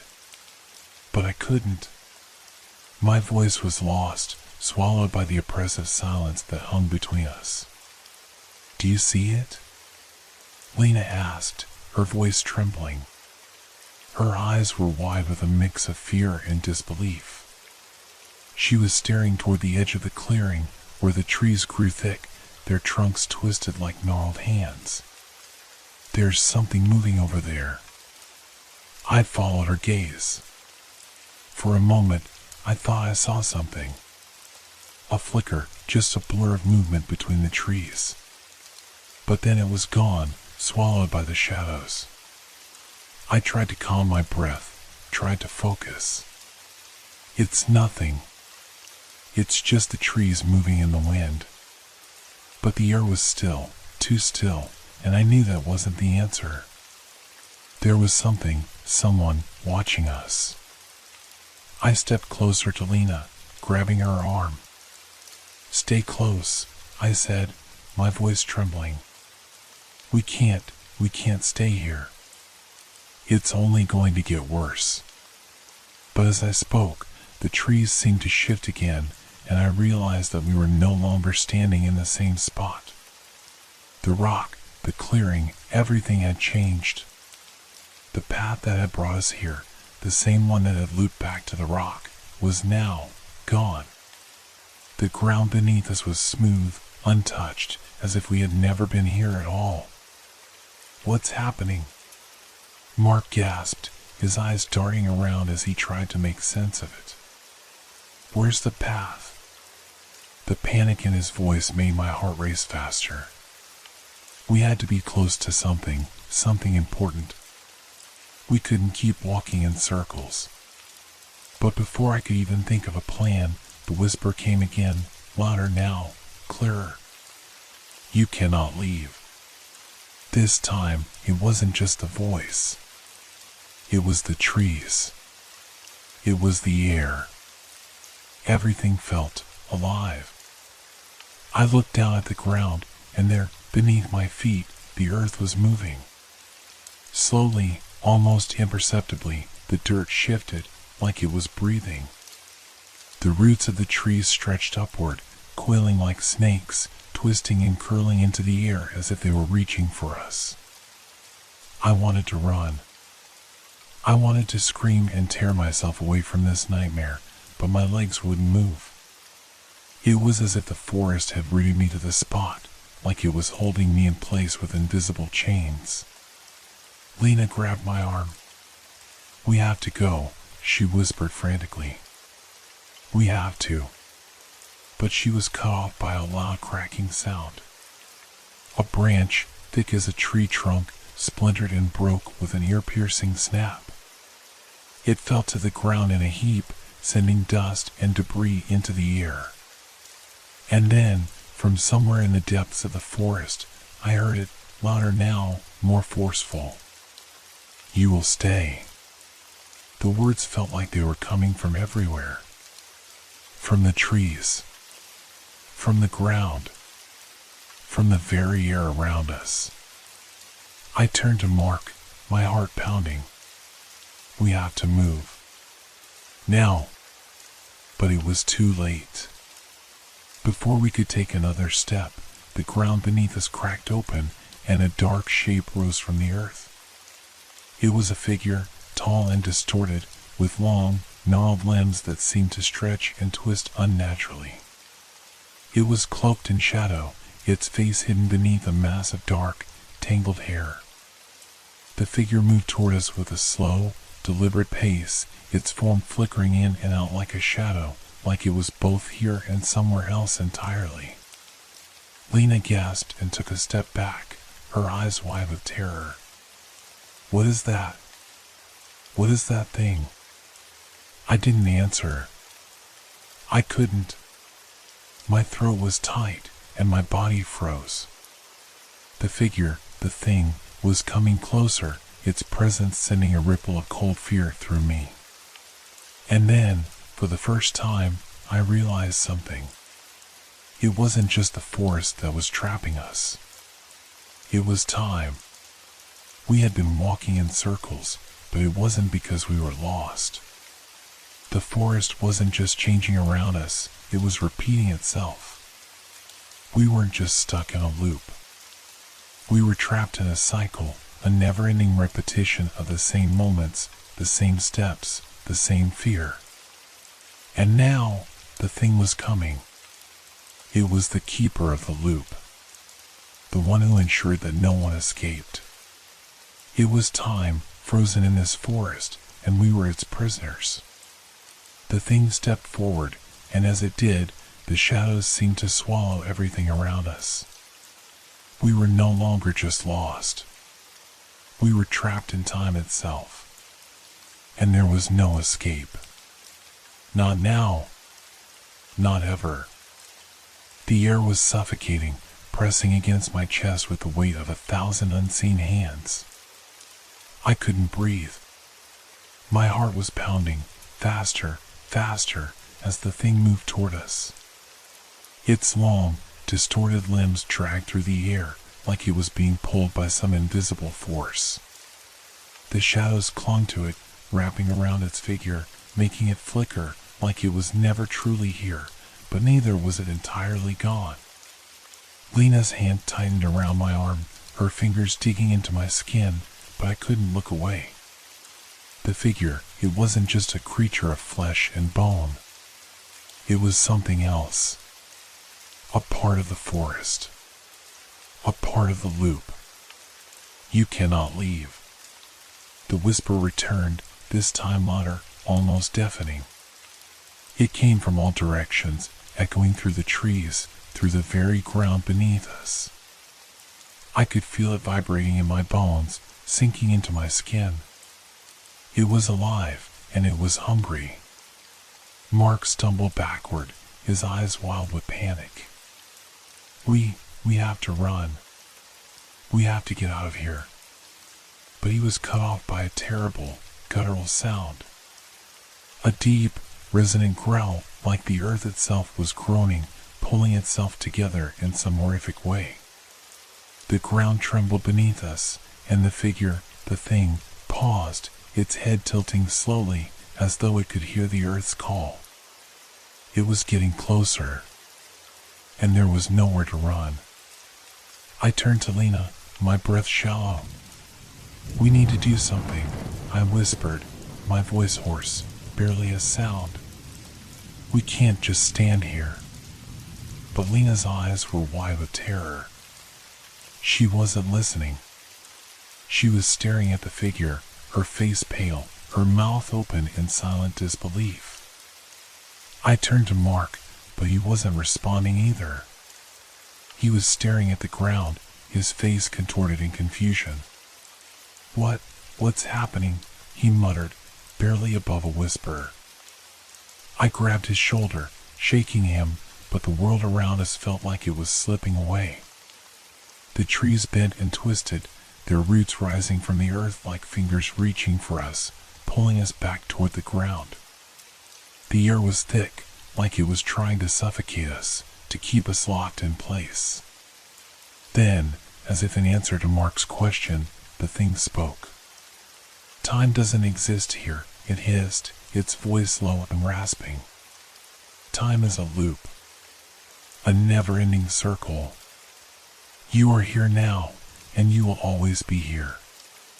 The words, time, loop, always, cut through me like knives. The forest wasn't just trapping us in a physical place.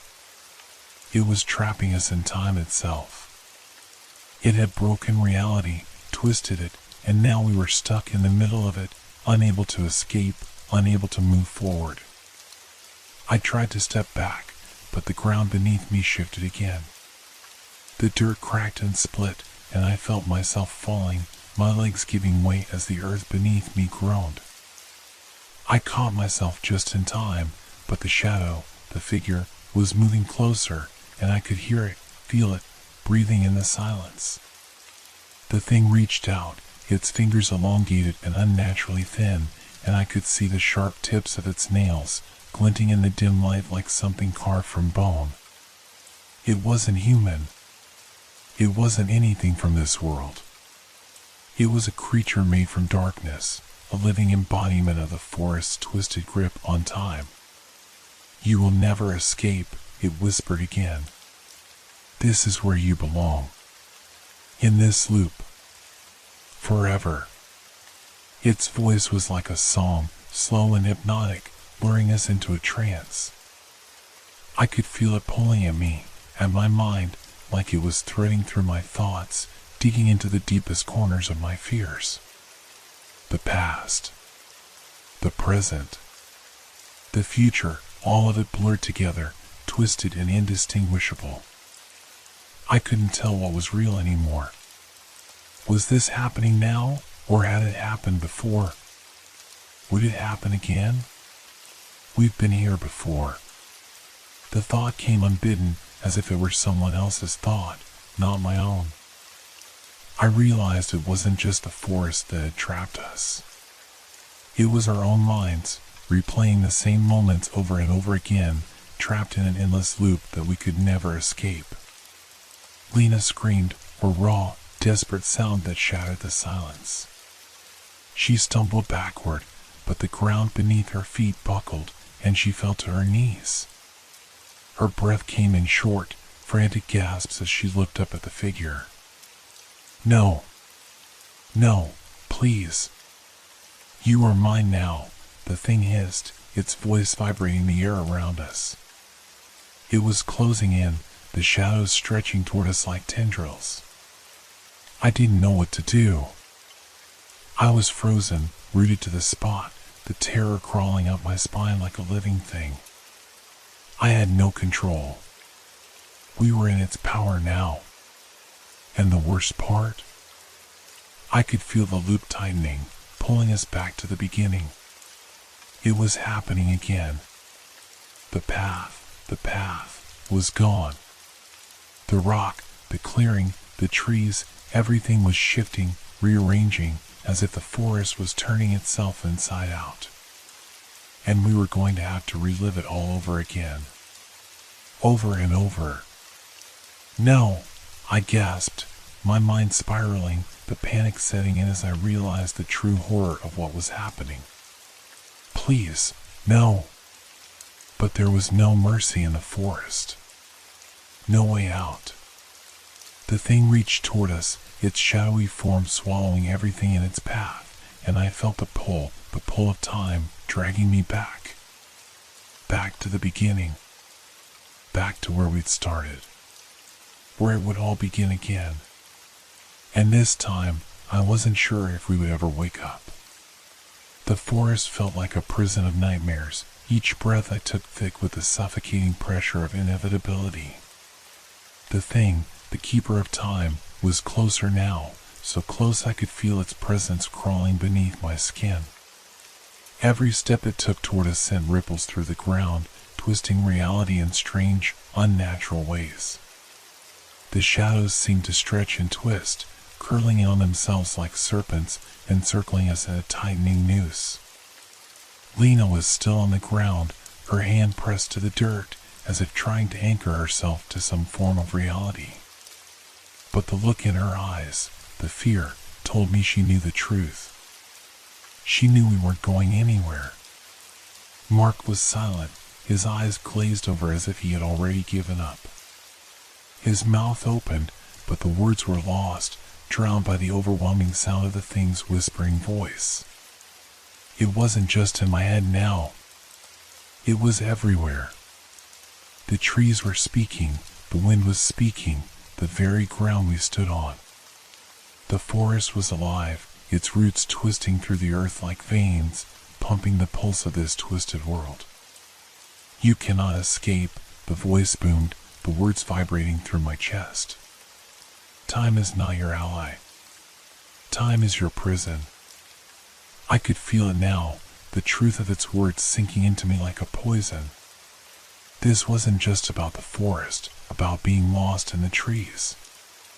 This was about time, about how it had been bent and twisted, turned against us.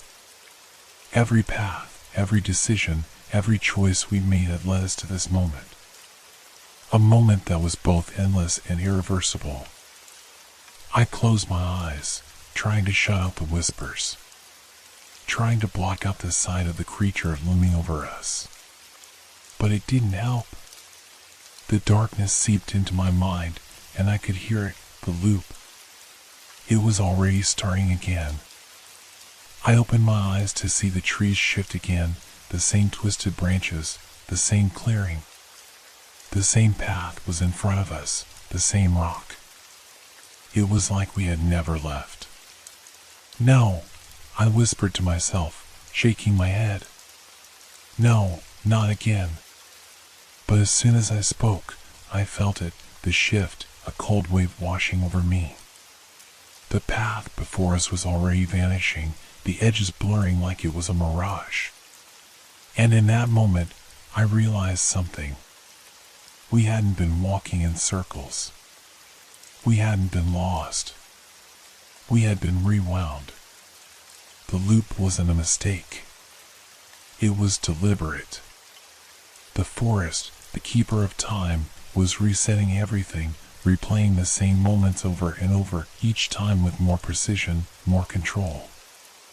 We were trapped in a cycle that we couldn't break, a cycle that would continue until we faded away into nothing.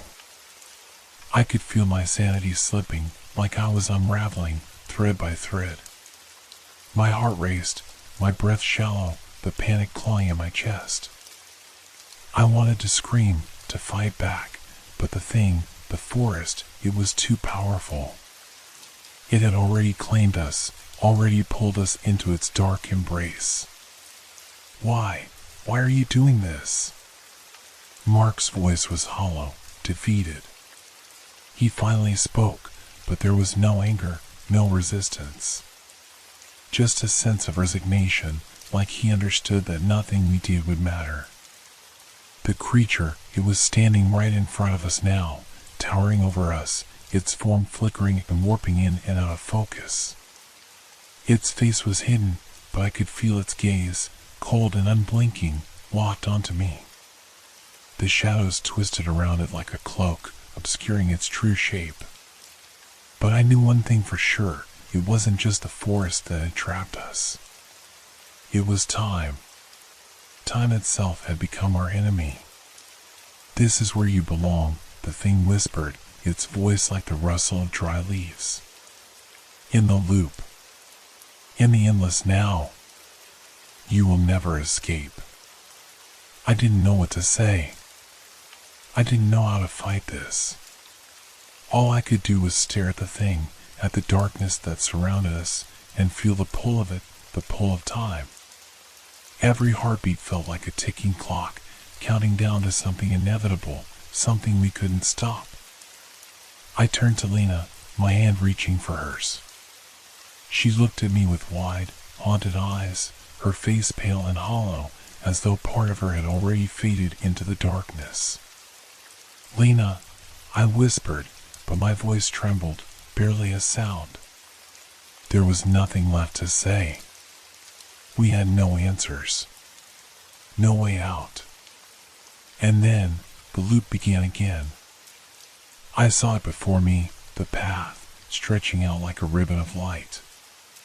the same twisted trees, the same clearing, the same rock, the same moment. But it wasn't real. None of it was real. We weren't here. We were nowhere. We were lost in time. The ground shifted beneath me, and I stumbled. My breath caught in my throat, the panic threatening to choke me. But there was nothing I could do. There was nothing we could do. And as the loop began again, I realized with a sickening certainty that this time, we would never wake up. It all started when we moved into the old house. The one on the edge of town, where the trees were so thick they blocked out the sunlight and the air always seemed a little too still. I was 10 years old, and my parents thought the house would be a great place to start fresh. They didn't know what they were getting into. Neither did I. The house was huge, with creaky floorboards and walls that groaned at night. It had been empty for years, and everything inside felt cold and untouched. But one afternoon, as I explored my new room, I found something that made my heart race. In the back of the closet, hidden beneath a pile of old blankets, there was a box. A dusty, wooden box, the kind you might see in a fairy tale. I didn't know why, but I couldn't resist opening it. Inside were several old dolls. They were made of porcelain, their faces cracked and faded, their clothes tattered from years of neglect. There was something unsettling about them, something about their eyes. Even though they were still, even though they were lifeless, it felt like they were watching me. I shuddered, but I told myself I was being silly. They were just dolls, after all. I left the box there, tucked away in the back of the closet. But I couldn't forget about them. Every time I walked past the closet, I felt a chill, like something was waiting inside. My parents didn't seem to care. They were too busy unpacking to notice anything strange about the house, but I couldn't shake the feeling that something was off. That night, I went to bed early. The house was quiet, the only sound the soft creaking of the walls settling. I stared at the ceiling, trying to fall asleep, but something kept pulling my thoughts back to the dolls. Why had they been hidden in the closet? Why did they look so wrong? Around midnight, I was jolted awake by a soft noise. At first, I thought it was just my imagination, but then I heard it again, a faint, almost imperceptible sound coming from the closet. It sounded like something was moving. My heart pounded in my chest as I lay perfectly still, trying to make sense of the noise. Was it the house settling? Or was it something more? I slowly turned my head towards the closet, where I could see the outline of the box. The dolls should have been exactly as I left them, still, lifeless, untouched. But as my eyes focused on the box, I noticed something. The lid was slightly ajar. My breath caught in my throat. I hadn't opened it. No one had. I didn't move. I didn't dare. I just lay there, staring at the closet, waiting for something to happen. Minutes passed. Or maybe it was hours. I couldn't tell. The noise stopped, but I couldn't shake the feeling that something was wrong, something was in the air. And then, just as I was about to close my eyes again, I saw it. A shadow moved inside the closet. It wasn't my imagination. It wasn't a trick of the light. It was real. Something was in there. The dolls. They had moved. I couldn't believe it. I had to be dreaming. But I knew I wasn't. I felt my heart race again, my hands cold with sweat. What had happened? How had they moved? I didn't dare get out of bed. I couldn't. I was frozen, my eyes locked on the closet, my mind struggling to comprehend what I was seeing.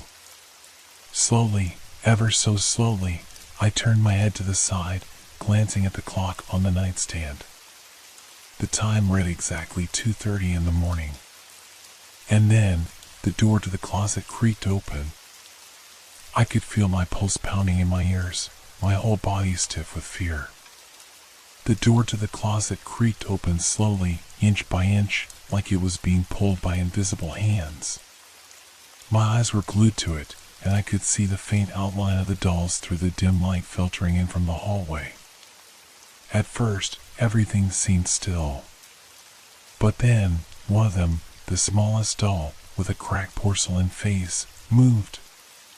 It wasn't much. Just a shift. A subtle tilt of its head. But it was enough. Enough to send a wave of cold terror down my spine. I swallowed hard, my mouth dry. I didn't want to look away, but I couldn't look at them either. The dolls were moving. They were shifting their positions in the dark, their faces contorting, their bodies twisting in ways that didn't seem possible for something so stiff, so lifeless. I wanted to scream. I wanted to run. But I couldn't. I was frozen in place, my body trembling with a fear so intense I thought I might choke on it. The silence of the house pressed in on me, broken only by the soft, creaking noise of the dolls shifting again, their eyes, those empty, haunting eyes, focusing on me. I could hear them now, the faintest whisper of movement as their porcelain feet scraped against the floor. The room seemed to get colder, the air thick with dread. I could feel my breath coming in shallow gasps as I slowly backed away from the edge of the bed, pulling the covers tight around me like they would offer some protection. The closet door swung open wider. I could see more now. The dolls were standing in a line, lined up against the back of the closet, their faces staring blankly ahead, but I knew they were watching me. I could feel their eyes on me, following every movement. Then, I heard it. A soft, low giggle. It wasn't loud. It wasn't human. It was like a whisper, carried on the wind, or perhaps a murmur between the dolls themselves. The sound sent a chill through my bones. The small porcelain doll that had moved earlier was now standing by the closet door, just barely visible in the dim light. Its head had turned completely around, the way a doll's head never should. It was facing me, its empty eyes locked with mine. I gasped, the air catching in my throat. My heart felt like it was going to beat out of my chest. I couldn't breathe, couldn't think, couldn't move. The world around me had turned into a nightmare, and there was nothing I could do to wake up. The giggling grew louder now, like it was coming from all of them at once, echoing through the room, through the house. It was high-pitched, like the sound of a child laughing at something cruel. It was wrong. Everything was wrong. The dolls, they were alive. Not just alive in the way a child's imagination makes toys move. They were something else, something that had no place in this world. I looked away, squeezing my eyes shut for a second, hoping that when I opened them again, everything would be normal. But when I did, I saw that the dolls had moved again. They were closer now. In fact, one of them was right beside the bed, standing in the corner of the room, staring at me with its cracked face. I could hear the scraping sound of its feet against the floor, and I felt a cold breath against the back of my neck. I didn't dare look. The room was spinning.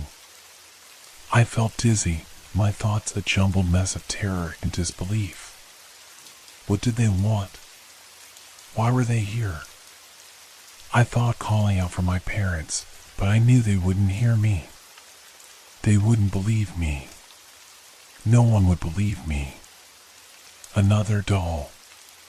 It was now standing at the foot of the bed, a tall, lanky figure, its hands outstretched as if it were reaching for me. Its smile was wide, too wide, stretching across its face like it was trying to swallow me whole. And the eyes were filled with something darker than I had ever seen, something alive. The giggling grew louder, more frantic, and I felt like I was drowning in it, in the sound, in the silence, in the darkness. My legs were shaking, and I had no idea how I was still holding onto my sanity. I wanted to scream, to wake up, to run, but I knew I couldn't. They were too close now. I turned to look at the door of the closet again. It was wide open, and there was no telling how many dolls were inside, how many were out there with me. I had no idea how many there were, but I was sure of one thing. The dolls weren't just watching me anymore. They were waiting. The air grew colder still, and the oppressive silence wrapped around me like a suffocating blanket. The dolls didn't move, at least not in a way I could see. But I knew they were there, waiting, their eyes locked on me, their presence so strong I could almost feel them breathing. It was as if time itself had stopped. Everything had frozen, except for the relentless beating of my heart. I couldn't look away from them. Each time I glanced at the closet, I saw more. Dolls that had once been nestled in the box were now standing in rows, their glassy eyes staring out, their stiff hands hanging at their sides like they were preparing for something. A sudden thought hit me with the force of a hammer. I hadn't checked the box after I'd first discovered it. What if something had changed in there? What if the dolls had moved on their own? I needed to know. I had to. But the thought of getting up, of walking toward that closet, was enough to paralyze me with fear. The dolls were watching, and they were waiting for something. Then I heard it. A scraping sound. Slow and deliberate. It was coming from the far corner of the room, near the closet. I dared not look directly at it, but I couldn't stop myself from glancing in that direction. I could see a shadow, the silhouette of a doll that had somehow moved closer, inch by inch, like it was floating through the air toward me. It moved so quietly, so slowly, that it was almost impossible to believe it was real. But there it was, its face twisted into a grotesque smile, its eyes wide open, as if it could sense my fear and was feeding off of it. I wanted to scream, to run out of the room, but I couldn't move. The air was thick with dread, pressing down on me, trapping me in place. I was completely helpless. The scraping sound came again, louder this time, followed by a soft click. The closet door, which had been wide open, suddenly creaked shut. But it wasn't just the door, it was something else. It felt like the entire room had shifted, like the house itself was changing. I could hear footsteps. No, not footsteps, shuffling. The dolls had begun to move again, their porcelain bodies gliding silently across the floor. They were walking, not in any way a human could understand. They were floating, their limbs jerking unnaturally as if being controlled by something unseen. I squeezed my eyes shut, trying to block out the terrifying scene unfolding before me. But the giggling, soft, high-pitched, like the whisper of a child, continued, growing louder, more erratic. It sounded like it was coming from all around me, echoing off the walls, like they were in my ears, in my head. My heart raced. I couldn't take it anymore. I had to leave. I had to escape. But when I tried to move, my body refused to obey. My muscles locked, my breath coming in ragged gasps. The dolls weren't just watching me now. They were close, too close. I could feel them around me, pressing in from all sides. I could hear their soft, wooden movements as they positioned themselves at the edges of the room, slowly closing in. Suddenly, the lights flickered. For a moment, everything went black. And when the lights came back on, I was no longer alone. The dolls had surrounded my bed. They were standing in a perfect circle around me, their eyes wide and unblinking, their smiles stretching unnaturally across their faces. The small porcelain doll from the closet was now at the foot of my bed, its cracked face staring up at me as if it had always been there, as if it belonged. My breath caught in my throat. The room was suffocating, the walls pressing in closer with each passing second. The giggling had stopped, replaced by a low murmur, almost like whispers. I couldn't understand the words, but I could feel them vibrating in the air, like a strange language I wasn't supposed to hear. I felt something cold settle around my throat, like fingers closing around it, tightening slowly. My breath caught in my chest as I tried to scream, but no sound came. The figure loomed closer, its face still hidden, but I could feel its stare, cold and unfeeling, boring into me. The dolls were still chanting, their voices growing louder, more frenzied. The air was thick with their words, and I could feel myself being pulled into the chant, pulled into something far deeper than I had ever imagined. Then, the figure reached out with its long, bony fingers and placed them on my chest. I gasped, but the air was thick, as if the breath had been stolen from my lungs. A sharp pain shot through my body, and I could feel something cold and dark spreading through my veins, something that didn't belong, something that wanted to consume me. The last thing I saw before everything went dark was the doll's smile, stretching wider and wider, as if it knew what was coming. As if it had always known. And then, there was nothing. Just darkness. Chapter 5, The Final Night. The dolls are still there, waiting. And I can feel them, watching me, waiting for the final moment when they will claim me completely. I am no longer sure if I am alive or dead. The days blur together, the moments stretch on endlessly. Time has lost its meaning, its relevance. All I know is that I am here, and I cannot escape. I hear them moving again, shifting in the shadows. The cold touch of their porcelain hands against my skin, the soft giggling, the whispers in my ear. I hear them every night. And I know, deep down, that one day, soon, they will come for me. They will pull me into their world, a place where time and space no longer exist, a place where the dolls rule. I am trapped, forever bound to them. And I can never escape. Not now. Not ever. I can feel them now, even as I sit here writing. The dolls are closer than they've ever been before. Their presence is suffocating, a constant weight pressing down on me. The walls, once familiar and safe, now seem alien, twisted, bent out of shape by the malevolent force that has taken over this house. The whispers never stop. They become louder, more insistent, as though the dolls are right beside me, urging me to join them. To become one of them. I try to leave. I really do. I run out the door, into the cold night air, but somehow, I always find myself back here. Back in this room, the dolls waiting for me like old friends, their unblinking eyes trained on my every movement. The house, the rooms, they seem to stretch, fold in on themselves. The hallway, which I had just walked down moments ago, is no longer there.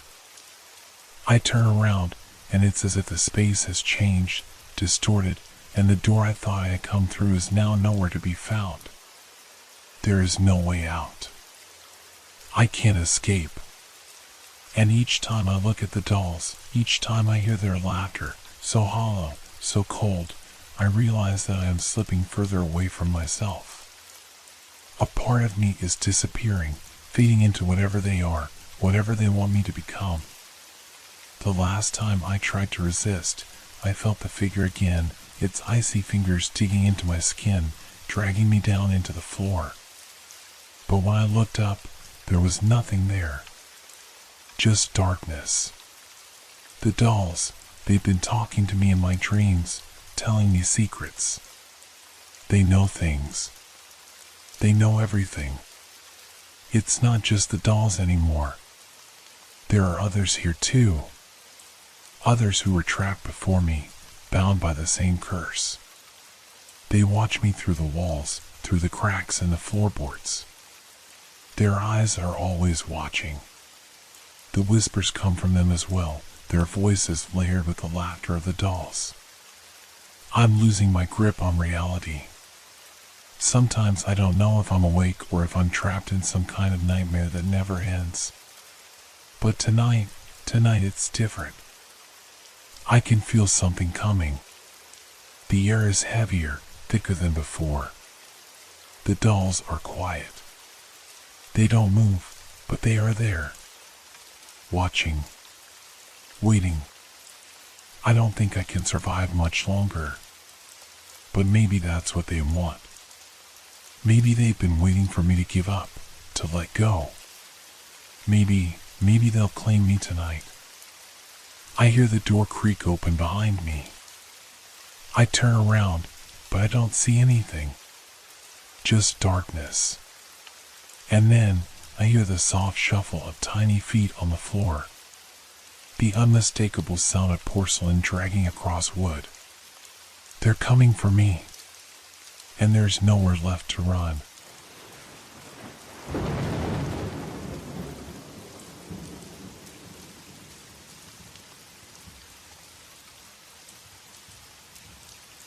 This has been a long, dark journey through the night with Whisper Crowley. Thank you for staying with us until the end. Leave a like if these stories made you look at the darkness a little differently, and share in the comments what you enjoyed most or what gave you chills. Make sure to subscribe so you don't miss our next Sinister Whispers. Until we meet again in the world of shadows.